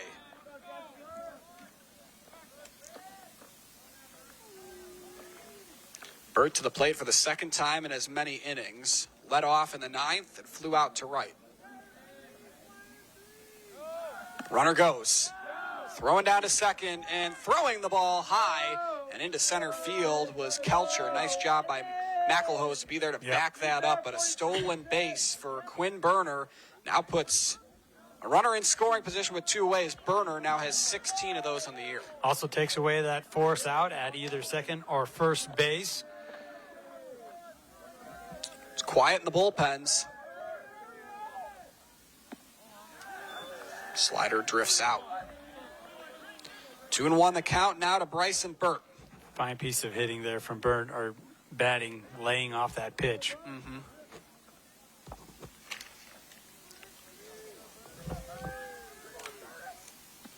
Slider called a strike, and it's 2-2. Catches that inside corner. Yeah, you saw a lot of movement there. And it feels like Alex Wynn's getting a little bit more confident in his off-speed pitches. The 2-2. Outside, it's 3-2. We got another lazy stolen base. We did indeed. I mean, that is a late jump, just a miscommunication defensively there for the Vikings. Well, a runner on third, tied at 3-2. A freshman win against the senior Burt, and the senior wins the battle, taking ball 4 to put runners on the corners. And once again, for the second straight inning, 2 outs, a problem for Alex Wynn. Now batting, Kyle Riley. And you're having some phenomenal hitters come to the plate here for Seward that can do some damage. Riley 0 for 3 today, but he's been good this season. 328, 14 driven in. And looks like we have a mound visit. We'll take a break with them. Things getting interesting here in the top of the 10th. Runners on the corners were tied at 3. Behind every switch you flip, innovation is at work. NPPD is using advanced technology to generate and deliver the reliable energy you have come to expect. Like AI-driven platforms to optimize energy generation, drones for infrastructure inspection, advanced metering for faster outage detection, and helping advance carbon capture and sequestration technologies. It's not just electricity we are delivering, it's innovation, powering the state, empowering your life. Nebraska Public Power District. Hey, it's me, one of those students on the waiting list for a teammate's mentor. I've heard teammates is so fun and awesome. You get to talk, laugh, play games, and hang out with a positive, caring adult. Nothing but words of wisdom for Alex Wynn. The runners go here. Here's a pump fake towards second. They didn't want to give up the opportunity to run. Smart play there by Kirchhoff to just have the no throw and let Burt slide down. And that's exactly what head coach Fletcher Zorns wanted to talk about, was whatever Seward does on the base path, we're going to be clear on how we're going to approach that. Pitch. Popped foul here to Kyle Riley, who is 0 for 3 on the day. And I like the idea of the no throw because we just saw one find its way into center field a moment ago on a stolen base attempt. We do not want the game, to give that lead back on something getting past our infielders on a pass ball. 1 swing and a miss, and that one cut on and missed, and that ends the inning. Runners stranded on second and third for the second straight inning by the Blue Jays, and we are heading to the bottom of the 10th. Waverly is going to have a chance to walk it off. NCN Sports is brought to you by Western Oil. Make your first and last stop to and from the game at your nearest Speedy Mart or Good to Go convenience stores today. Bank of the Valley, together we go further. And by Scotty's Ranchland Foods, Highway 20 in Valentine, Nebraska. Landmark Implement is your local authorized John Deere dealer. Landmark's trained and certified sales staff will help you find the right equipment for your needs. All backed by Landmark's extensive parts and service network. Whether it's a tractor, planter, combine, lawn and garden tractor, or gator, every piece of equipment in our inventory is ready to work hard for your operation. Landmark's team works together to make sure everything that is sold meets their quality standards. Stop by your local Landmark Implement or learn more at landmarkimp.com to experience the Landmark difference. NCN Sports is brought to you by Husker Rehab, treating the cause of the pain, not just the symptoms. By Schaefer's, we are more than just TVs and appliances. And by Claybaugh Pharmacy, your locally owned hometown pharmacy.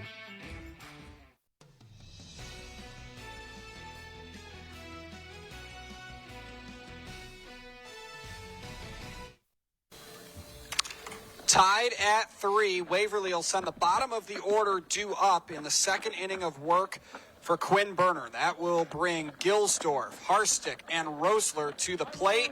Andy, I'm not even going to ask you to make a prediction here, but how does Waverly try to break through and finally snatch the lead and win here? Get number 5, Tyler Gilsdorf, on base. That's the first key? Yes, get that leadoff man on first. Well, he is 0 for 3 today, a flyout and 2 strikeouts. First time facing Berner in his career.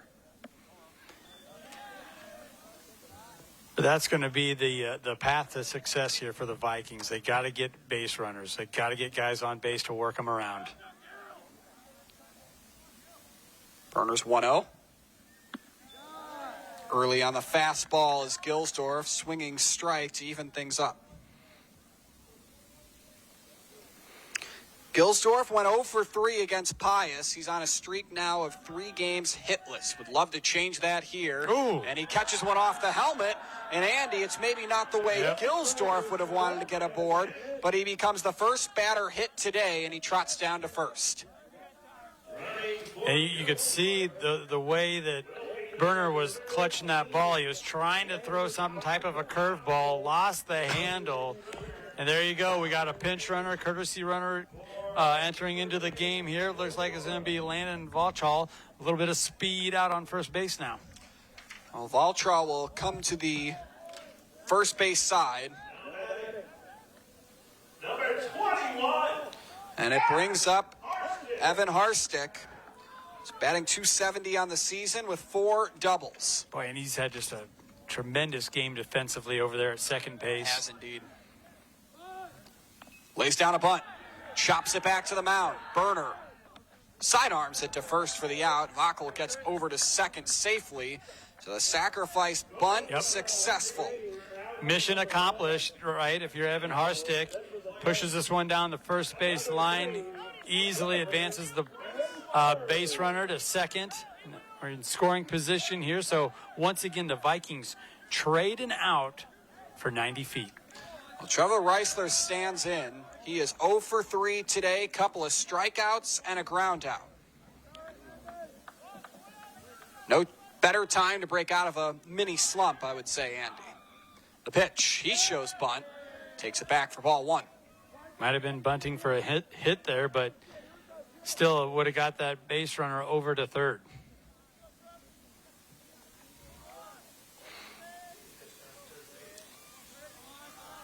Pitch. Shows bunt again, and this time it's in the dirt, 2-0. And that allows the runner to move to third. Vackel says, why not? Now I almost like the bunt even more. Go with the sacrifice bunt here, try and get him in.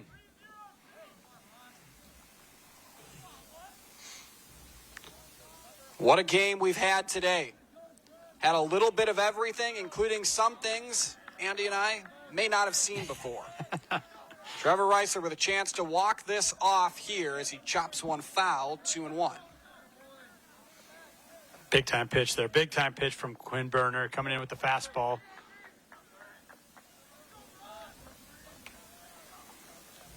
Waverly sits 10th in wild card points right now at 14-8.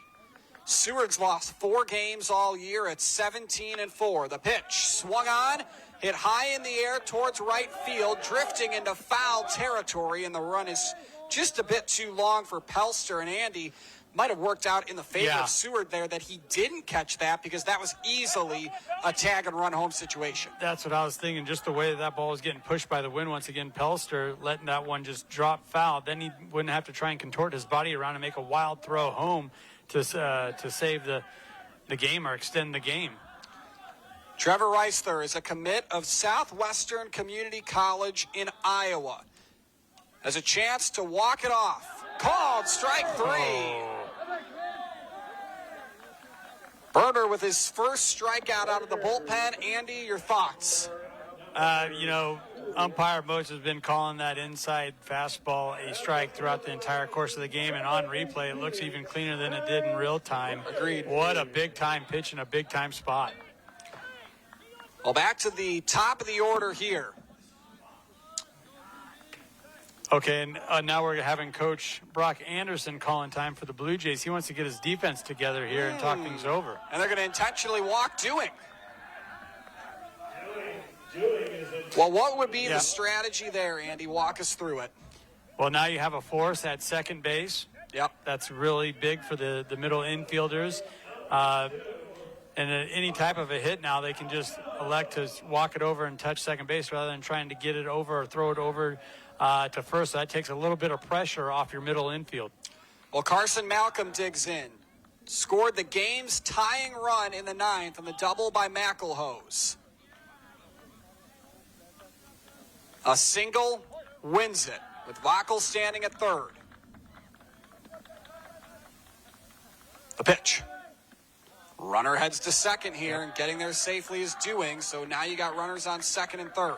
We saw the same approach from Waverly an half inning ago. They did want to throw the ball down to second base, and shortly thereafter we saw a punch-out, strikeout to close out the inning. 1 ball, no strikes to Malcolm, who is 2 for 3 today, a couple of singles and a walk. And that's strike 1. And that's another one of those fastballs that Burner was just, he looks like a cobra, winds up and delivers that with some heat. 1 ball, 1 strike. Runners on second and third. And this one is in the dirt. That was a big-time stop. Big-time stop there from Boston Happ. Ball in the dirt. He smothers it. Doesn't let it find the backstop. Saves the game.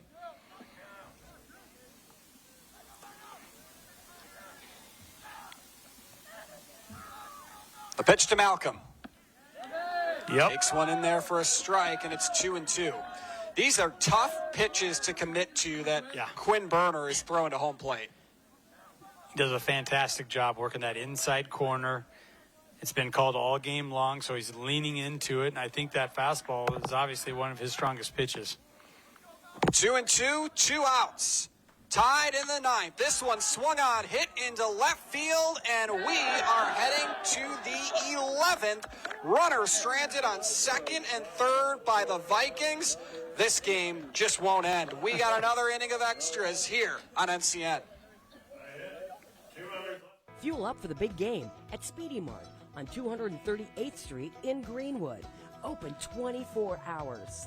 We've got the winning lineup, hot coffee, ice cold drinks, and tasty snacks, plus daily specials smoked fresh in our smoker.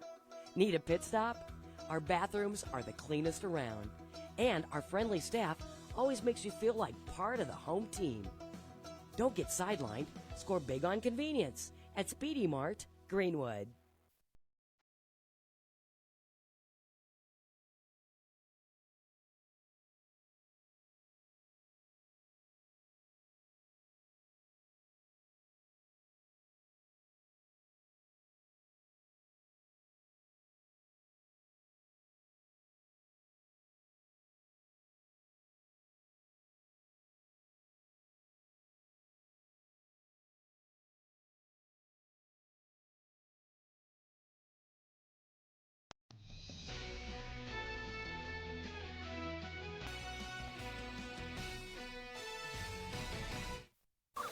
How about a fourth extra inning, Andy Klassen, as we work the top of the 11th, deadlocked at 3. 3 runs, 5 hits, 3 errors for the home team, Waverly Vikings, 3-5-1 for Seward.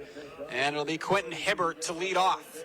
And Hibbert's been getting on base regularly here this afternoon, and he's one of the few guys that has been getting on base at a high clip. And I wish it could have been a fly on the wall over there in the dugout, because head coach Brock Anderson was fired up after that third out, and he had a big-time huddle and had a couple of things to say to his batters before they took the box. First pitch swinging for Hibbert, and he flies one to deep center field. McElhose is there. 1 pitch, 1 out as Wynn works his third inning. Alex Wynn couldn't have asked for a better start. As you said, 1 pitch, 1 out. Quentin Hibbert was, I think he stepped up looking for that fastball, found it, just drove it right to the center fielder. This game has had it all today. Strange double plays to end innings, and not to mention a few extras as well. First pitch in there for a strike to Tyler Hammond. Phenomenal pitching, clutch hitting. Yeah. Seen our fair share of small ball being played here this afternoon. Dropping in a curveball is the freshman Wynn, 0-2.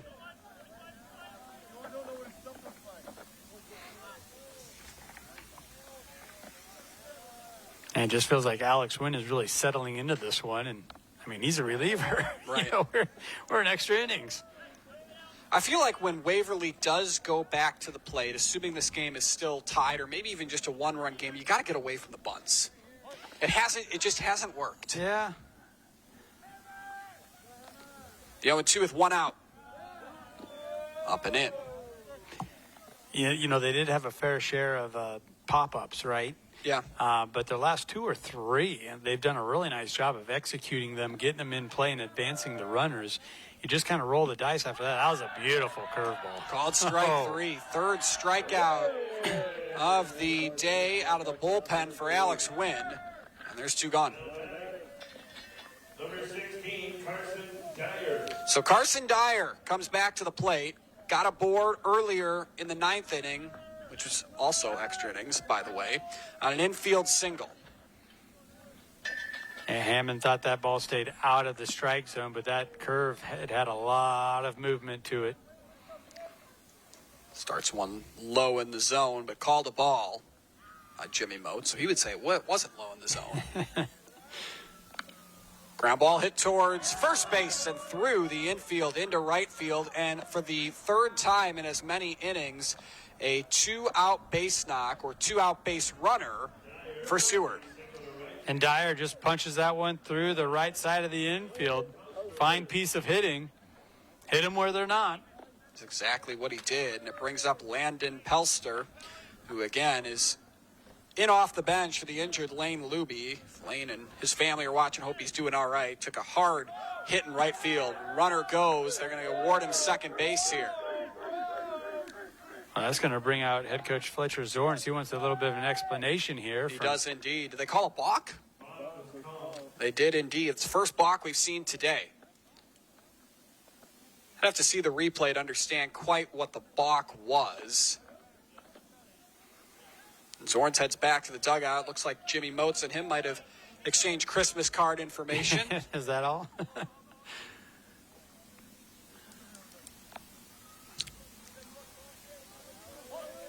1-0, runner on second after the balk. Swing and a miss.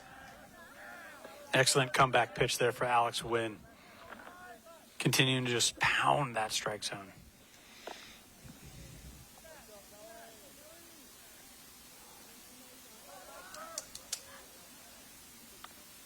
Wynn gets Dyer to foul this one off. Jammed him in on the hands. Yep.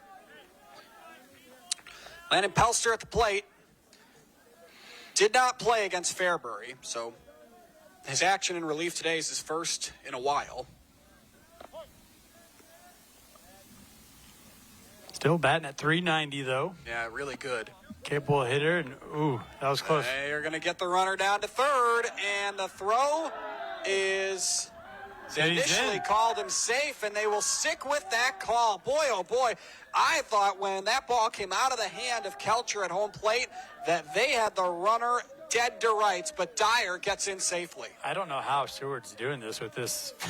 I'm with you. The hesitation on the base path, the delayed jump and steal.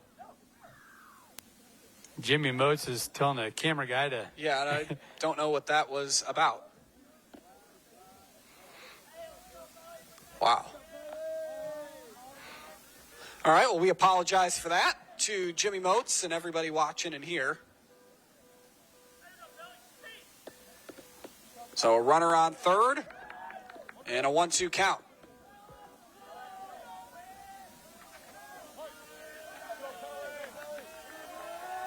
The pitch. Called strike three, and that ends the inning.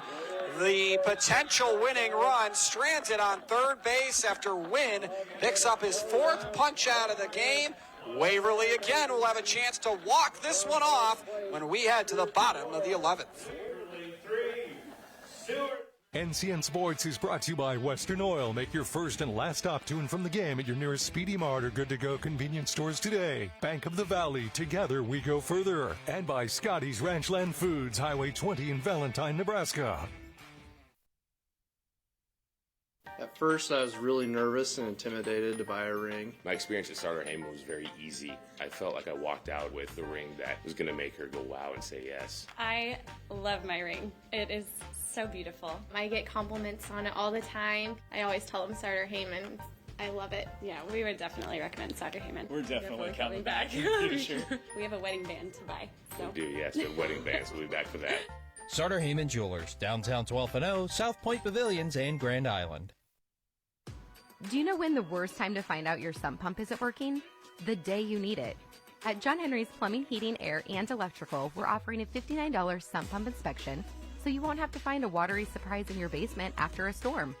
For just $59, our licensed and experienced service professionals will examine your sump pump, inspecting its major components to ensure your sump pump is ready and working when you need it most.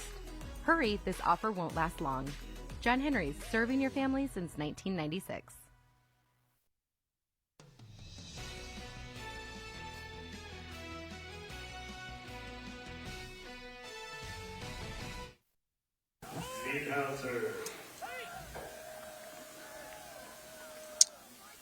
Cody Nienhauser will lead off here for Waverly in the bottom of inning number 11. Nienhauser, McElhose, Kirchhoff, and this one is swung on, hit high in the air, and this is going to stay in the park in right field. Playable. Pelster puts it away. That got you out of your chair there, Andy. That was a good cut, and it was a pop off of the bat there. Just got hung up. Plenty of time for left fielder to get underneath of it and make a clean catch. Well, Zach McElhose is the extra innings hero right now for Waverly. Tied the game with a double off the wall in left back in the ninth. First pitch. A little early on a fastball, and he chops it foul. Didn't miss that one by much.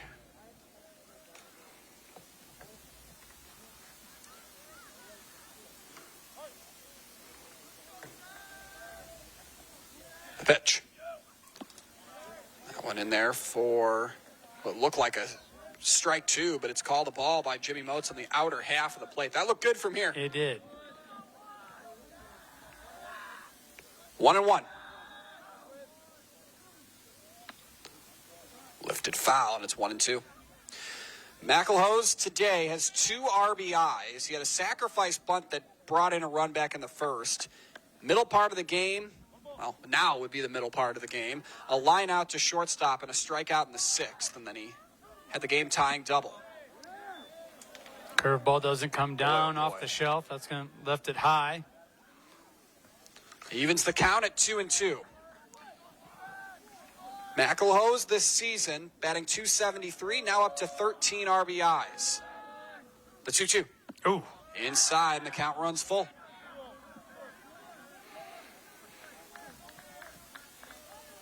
McElhose is doing a pretty darn good job filling this count up. Couple foul offs. The pitch. This one chopped foul. You can see he's on it. He is sitting on that fastball, churned on that one, sends it foul. McElhose is yet to homer this season. His extra base hits, 4 doubles, pair of triples. Pitch. This one hit into the gap in right center field. Hibbert is there, and there's 2 gone. Once again, Hibbert just does a fantastic job with that first initial step. He locks in on the ball, keeps his eyes on that ball the entire way. What a marathon. Yeah. Colt Kirchhoff, who is 0 for 4, digs in.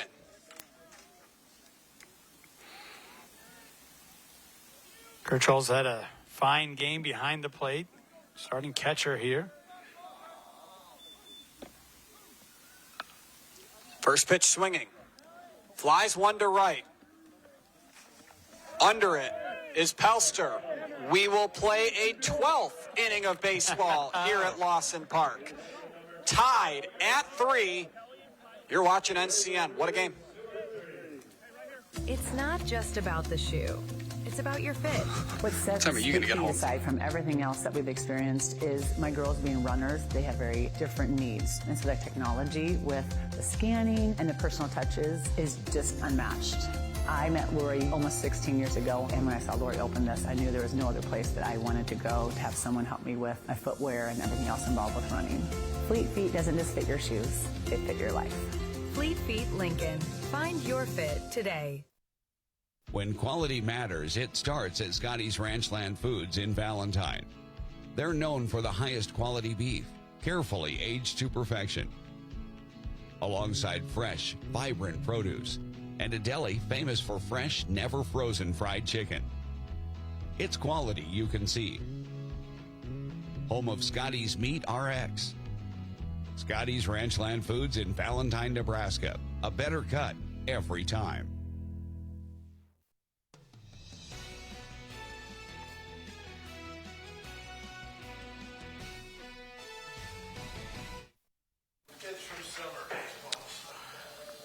Well, I've run out of room on my score sheet here, Andy, for 12 innings of baseball. You had to go to the bullpen. Had to go to the bullpen. Thank you to the staff up here that was able to keep me somewhat operational here. We're going to do our best as Alex Wynn will work a fourth inning here. It's one of his longest outings of the season. What's it going to take for one of these two teams to break away? Because we've had just about everything. We've had both teams trying to bunt their way aboard. We've had the sacrifice flies. We've had the power hitting with the double by McElhose to tie the game.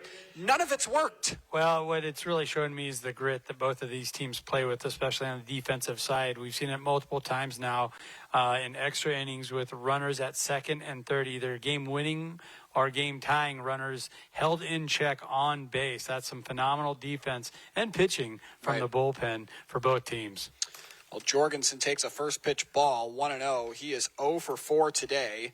Pop up, ground out, strikeout his day as he chops one over the glove and charging and throwing from shortstop in front of the bag, Carson Malcolm.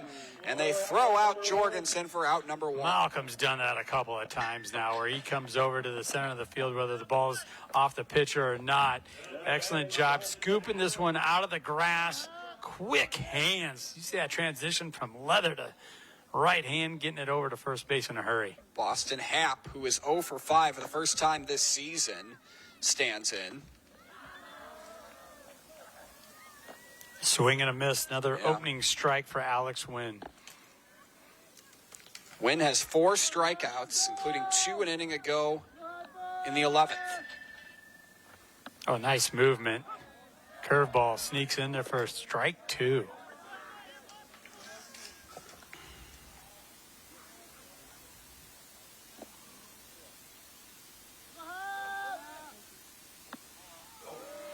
You know, this is just a spot where Boston Happ, he's not used to this, you know, going 0 for 5 on the brink of going 0 for 6, finds himself down in the count here.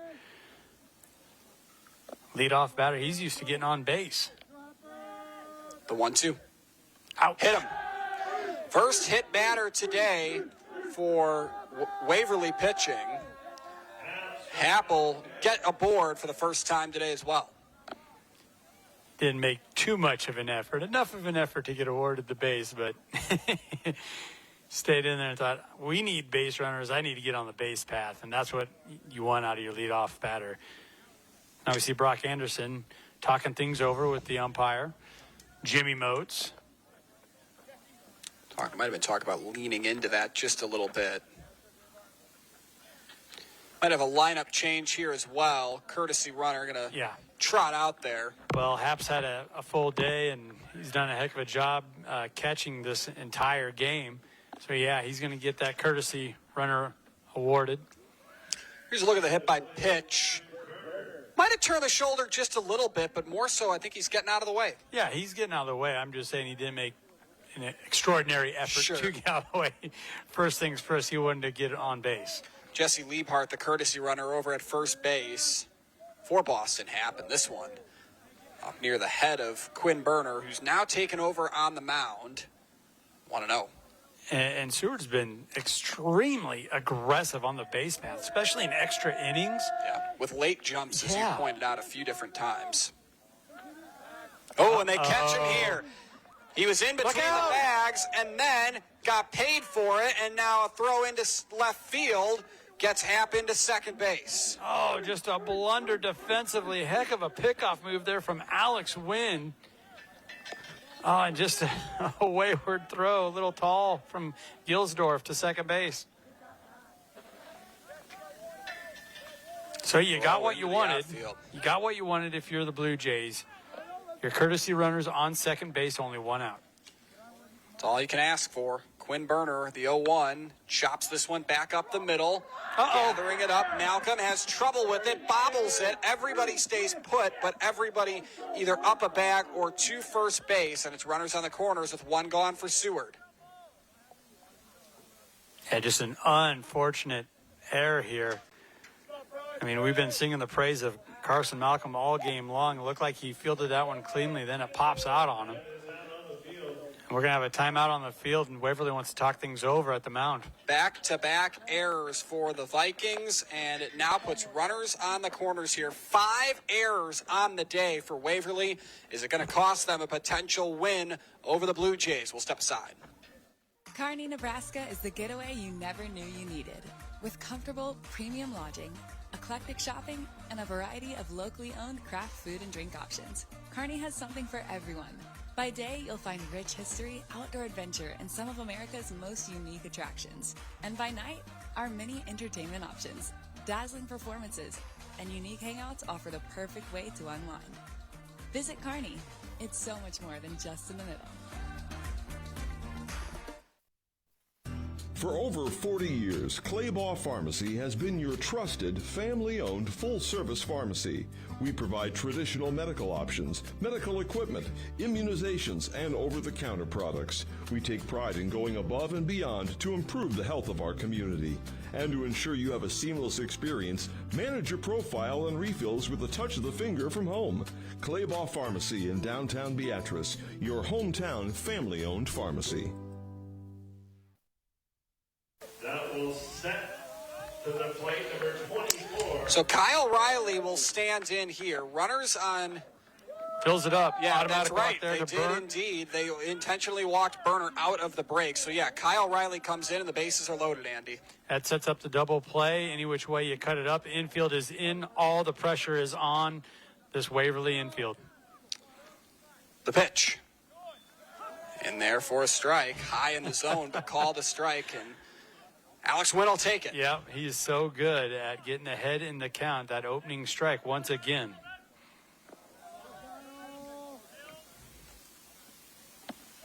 And it's 0-2. Now he can go to his changeup, his curveball. We've seen him have success for the curveball, but he doesn't want to leave that curveball in, hit the batter when he's ahead like this, and award a run to the Blue Jays. Bases loaded. The pitch. Upstairs, 1-2. Still have a couple of pitches to work with here.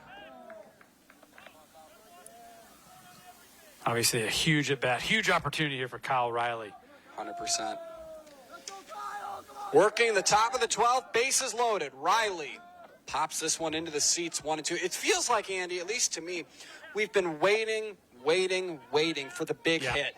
You know, the big base knock or the extra base hit that's going to give one of these teams a 2-run lead, a 3-run lead, and it just hasn't happened. Well, Waverly had it. It was just way back in the 7th inning. Sure. To send us to extra innings, Zach McElhose launched one to the left field wall to tie things up. But, yeah, the bats have kind of gone quiet here for the Blue Jays. They've been able to work runners around, but I've been leaving them stranded here in extra innings. 2 balls, 2 strikes, 1 out. Called strike 3, biggest strikeout of the game, and it's Alex Wynn with his 5th. See, that's really tough right there. Even if Kyle Riley commits to just a half swing and just kind of pushes the ball in the infield, it would have taken a heck of a play to field it cleanly and get it home for the force out. You would have liked to have seen anything in play there, obviously, if you're a Seward fan. Quentin Hibbert digs in with the bases loaded. Fastball up and out, 1-0. See the quick adjustment there from Quentin Hibbert. That's a similar pitch to that. He jumped on it his last at-bat, drove it to center field, right at the center fielder for a pop-up. Hibbert so far in extra innings is 0 for 1. Walk, a run scored, and a stolen base, and he's flown out, as you mentioned. It's like the second game. Right. Well, by the time if I would have run off all 5 at-bats, we might be over with. The at-bat could be over.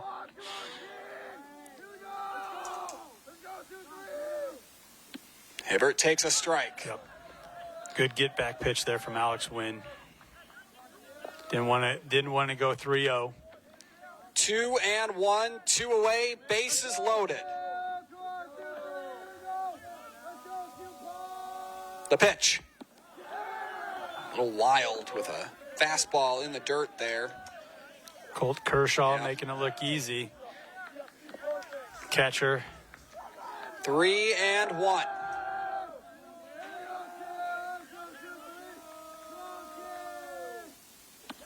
That's ball 4, and that is the go-ahead run.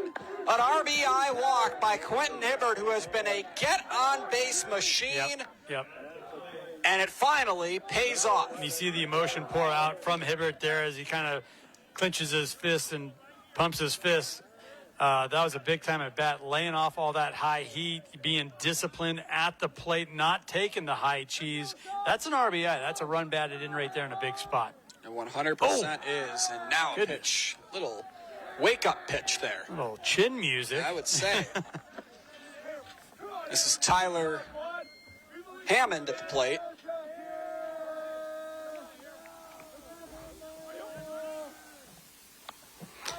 This one popped out of play. Tyler Hammond, another one of these just lethal bats for the Blue Jays, batting .350 on the season. Regardless if you're batting north of 300 or not, this is the spot you want to be in, right? Bases loaded, extra innings, 2 outs.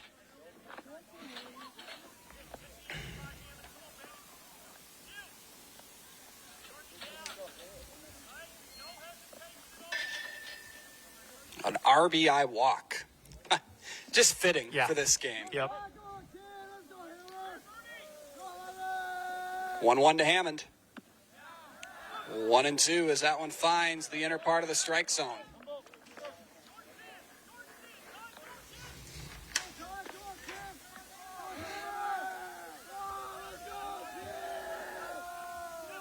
The pitch.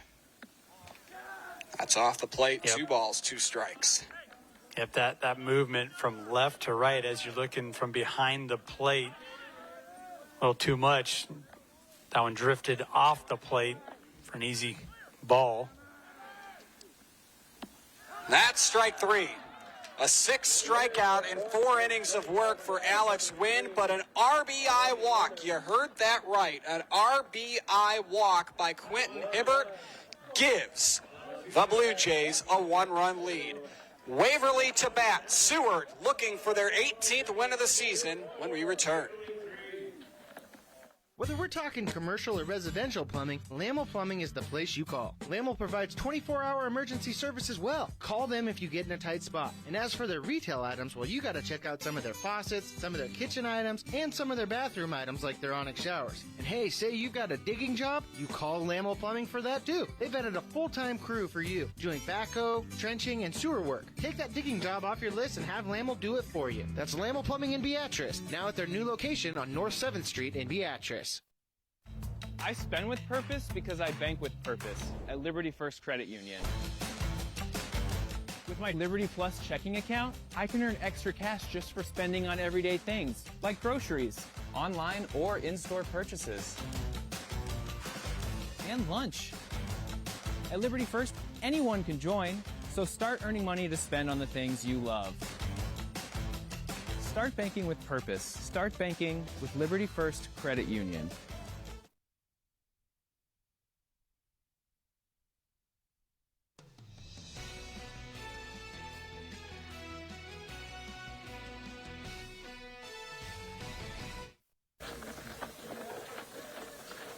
Great to have you with us. We appreciate you sticking with us. And if you did, you've been treated to some entertaining and let's just say different baseball today as we work the bottom of the 12th. Seward looking to close this down. First pitch of the inning by Burner is in there for a strike to Crew Verkamp. 0-1. That's where Burner's at his best, just leaning into that fastball. Now you have those long shadows casting across the infield. Just one more thing that these hitters need to deal with. Verkamp 0 for 2 today. Strikeout and a fly out to left. He took over for Parker Amon, who ended his day 1 for 2, a single and a strikeout. 0-2 here after a foul off the plate here by Verkamp. Batting .260 on the season, 11 driven in. Upstairs, 1-2.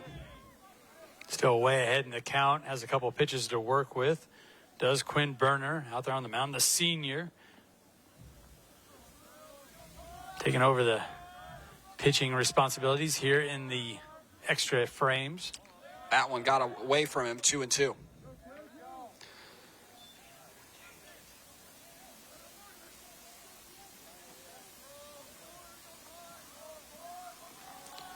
2 balls, 2 strikes. The pitch. Off the end of the bat, foul down the right field line. Burner's fastball still staying ahead a little bit. See that one fouled off to the right side.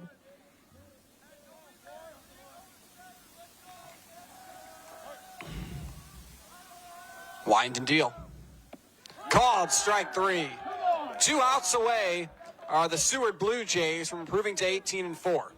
Verkamp didn't like that call. He thought that was a little outside off the plate. And that's just a tough spot, you know, where you're in a spot like that, 2-2, you got to protect. Tyler Gilsdorf stands in. A little inside, says Jim Moats, who's handled the balls and strikes duties today behind the plate. Gilsdorf has reached base once today, and it came in the 10th when he was hit by a pitch. 2-0. All right, Gilsdorf gets ahead in the count. See what he's able to do with it here. Gilsdorf came into today's game 2 for his last 13 at the plate. Now 2 for his last 16. And he had a couple of real difficult balls find him out on the defensive side where bang plays and just couldn't quite get him scooped up out of the dirt. 2-1. Popped high in the sky behind home plate. Happ off with the mask. Oh. And he just lost track of it in the netting, 2-2. That was right at the net. Give Happ a lot of credit for making a play on the ball and almost getting there in time. On deck is Evan Harstick. You know, we've seen Boston a couple of times lose sight of the ball when it gets lost in the dirt. You know, he's spinning around looking for it. That time flipped the mask off and got his eyes right on it. That gave him a chance at scooping that ball or snagging that ball up out of the sky as it was coming down right down that fence. 2-2. Inside. Backed off a bit did Tyler Gilsdorf.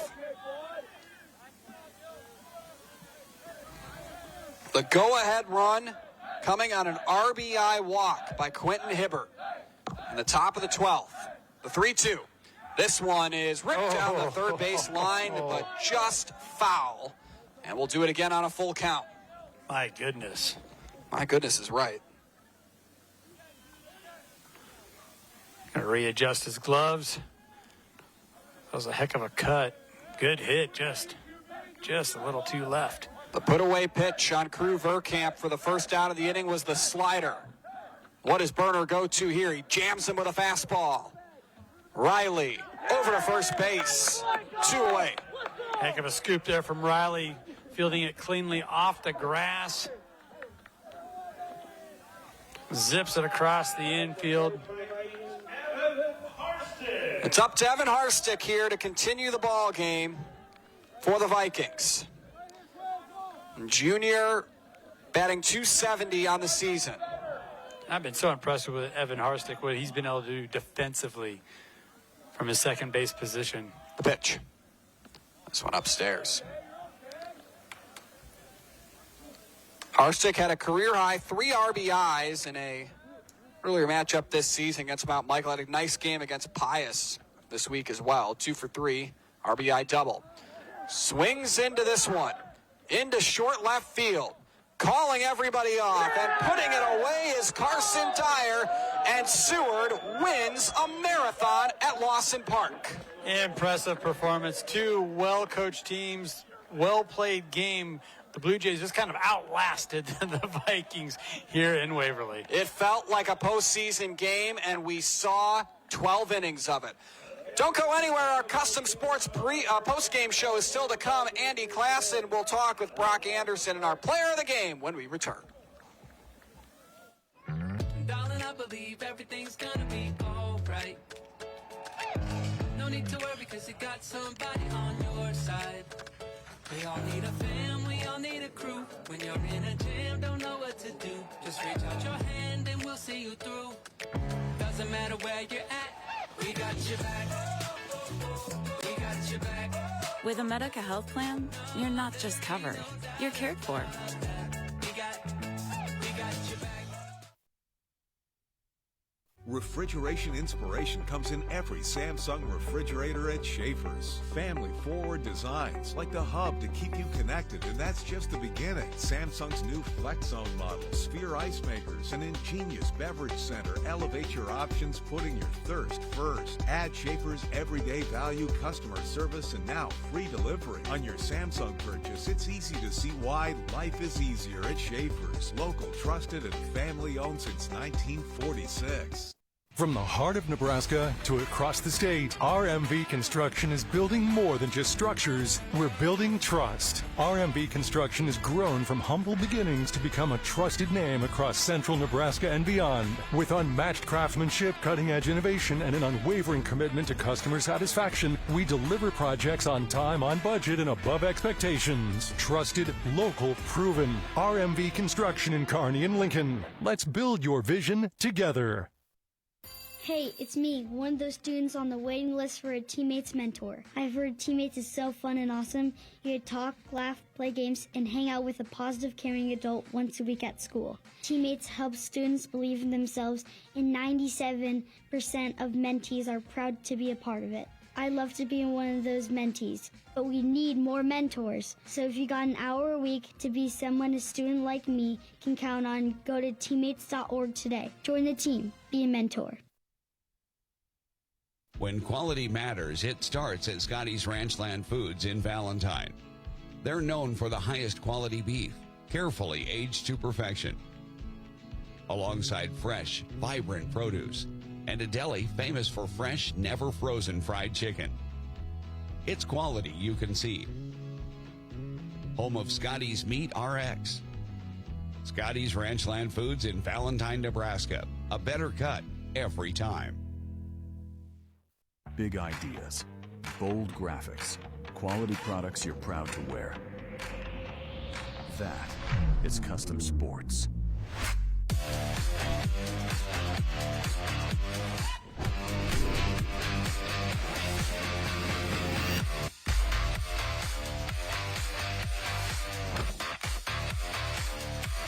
Custom Sports, custom graphics, quality products, and timely service you can count on. Our communities are built through stories of connection, hard work, and bright futures. You're committed to this place, and so are we. By supporting your dreams and by celebrating your stories, Bank of the Valley has grown alongside you through 40 years of going further together. We're building lasting relationships and a legacy of success. We're in this together, and together we go further. This broadcast is brought to you by Western Oil. Make your first and last stop to and from the game at your nearest Speedy Mart or Good to Go convenience stores today. And by News Channel Nebraska. Want to know which games we're televising each week? Follow us on X at NCN Sports. So this yellow jacket, it basically symbolizes that it's showtime. The Yellow Jackets are a throwback to Monday Night Football. The 1970s, Keith Jackson, Howard Cosell. That was the big broadcast in the country. Now we're the big broadcast in Nebraska. When News Channel Nebraska is covering a game, we want you to know that we take it seriously. We want to dress sharp. We have pride in what we do. And we're going to wear those yellow jackets to show people that we're a little old school, but we're also the important broadcast of the night.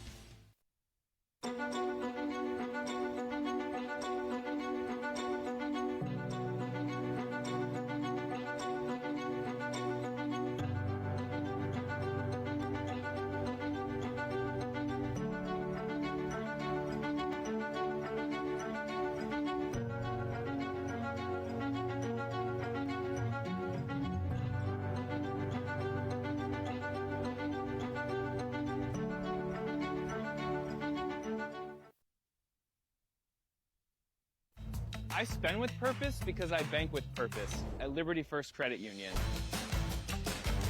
With my Liberty Plus checking account, I can earn extra cash just for spending on everyday things, like groceries, online or in-store purchases,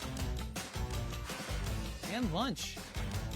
At Liberty First, anyone can join, so start earning money to spend on the things you love.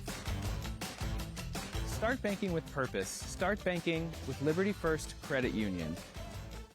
Beatrice Community Hospital is proud to serve Beatrice and the surrounding area for over 100 years. We provide quality care with small-town hospitality. Our services include family medicine, OBGYNs, robotic surgery, diagnostic imaging, and more.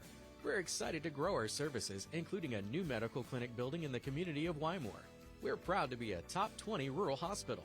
And thank you for trusting us to care for you and your family. Beatrice Community Hospital. Incredible care, incredibly close.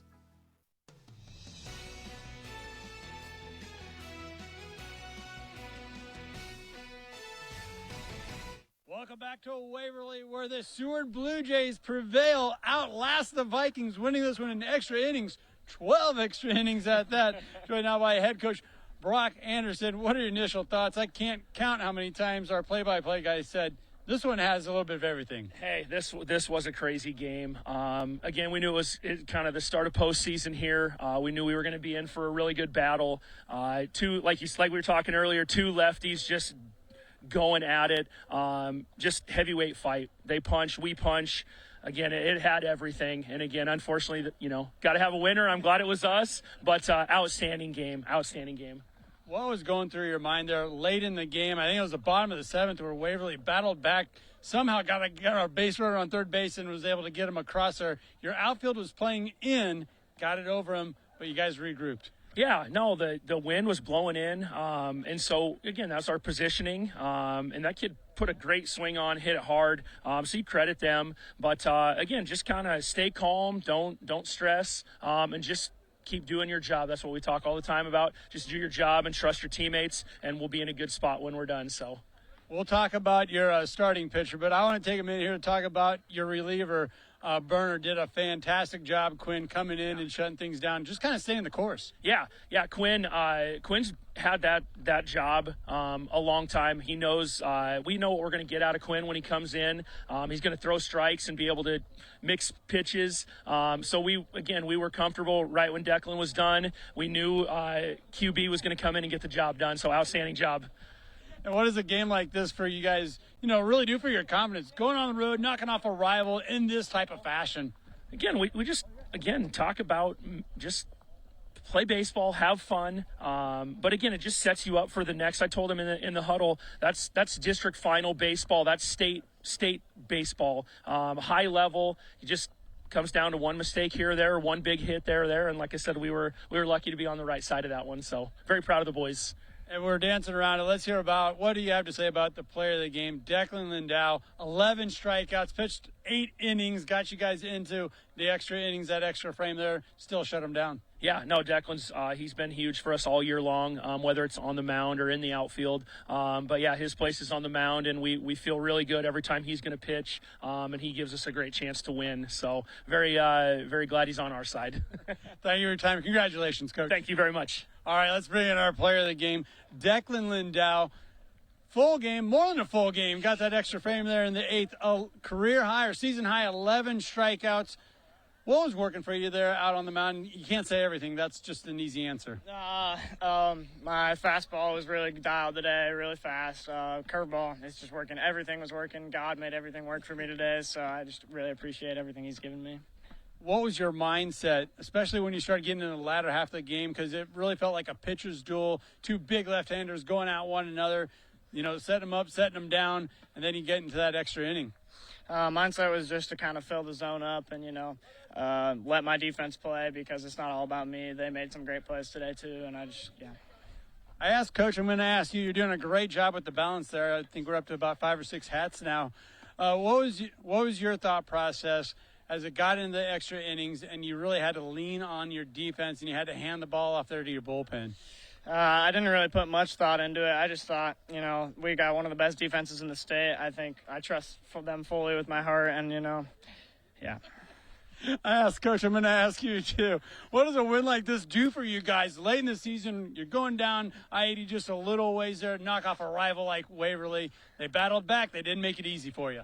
It's huge for us. I mean, getting this wild card point boost to help us in the later season, and it's just a huge game for us. Congratulations. I'm going to let you go here. Impressive job before and after the game, during the game there. Way to go on the win. Yeah, thank you. All right, let's send it back up to you, Jake, for this one to wrap this one up. Well done by Declan Lindau. Might have had 11 strikeouts. Also think he might have had 11 hats on his head at one point there. So pretty impressive stuff. 4-3 the final here in 12 innings. And again, that's the equivalent of going about 14 innings in an MLB game. So if you don't know the high school baseball kind of lingo, this was a very long game and one that Seward absolutely had to grind out, as you saw there. All right, our post game is brought to you in part by Custom Sports. Let's continue it now by taking a look at our top plays. And Andy talked about it a little bit with Brock Anderson. This was a game that had just a little bit of everything in it. Seward comes into this one 17-4, Waverly at 14-8. 60 degrees, breezy, sun in and out, clouds in and out all day long here at Lawson Park. We start here in the bottom of the first. Bunting in the game's first run was Zach McKellos. And I tell you what, looking back on this one, that was a way that a lot of things transpired today, was getting aboard via the bunt, maybe a walk. Just any way you could get aboard was a big deal. We head to the fourth. Guess what it was again? Another bunt. This time Quentin Hibbert, who had a pretty bad bunt at one point that led into a fielder's choice back earlier in the game. He got that one down to score a run. Here's a nice play. Nifty throw to second. The throw over to first. Skips over the bag. Everybody's safe. And that brings in another run for the Blue Jays. 2-1. Blue Jays get the go-ahead run. Head to the bottom of the fourth here. Back to the top of the order. This one swung on, line to shortstop, Bryson Burt. That one looked like it was heading for the alley, robbing McKellos of possible extra bases. Bryson Burt makes the play. Swung on into left field, tagging up from third here, coming in to score to tie the ball game. Both runs scored in regulation innings belong to Cy, doing that one coming on a sacrifice to right field. 3-2 count here. This one cut on, knocked down at second base. Thrown over to first, bobbled. They go home with the run. Coming in to score on that play was Hibbert, and we're tied at 3. This one up and out of the zone. The throw over to the second base bag is late, skips into center field. You got a runner in scoring position here for the Blue Jays. And there it is. That would load the bases after an intentional walk, and Hibbert gets the game-winning run via an RBI walk. And I tell you what, it just was a strange day here at Lawson Park that allowed those runs to come across. We head to the late innings. Bottom of the 12th. Popped up, hit into left field, playable, and that's the ball game. Evan Harstick flies out, and Seward wins it 4-3. Dog pile, maybe out of relief that this one's finally over, in celebration as well, picking up the 18th victory of the season for the Blue Jays. Before we let you go, let's take a look at our upcoming broadcast schedule on News Channel Nebraska.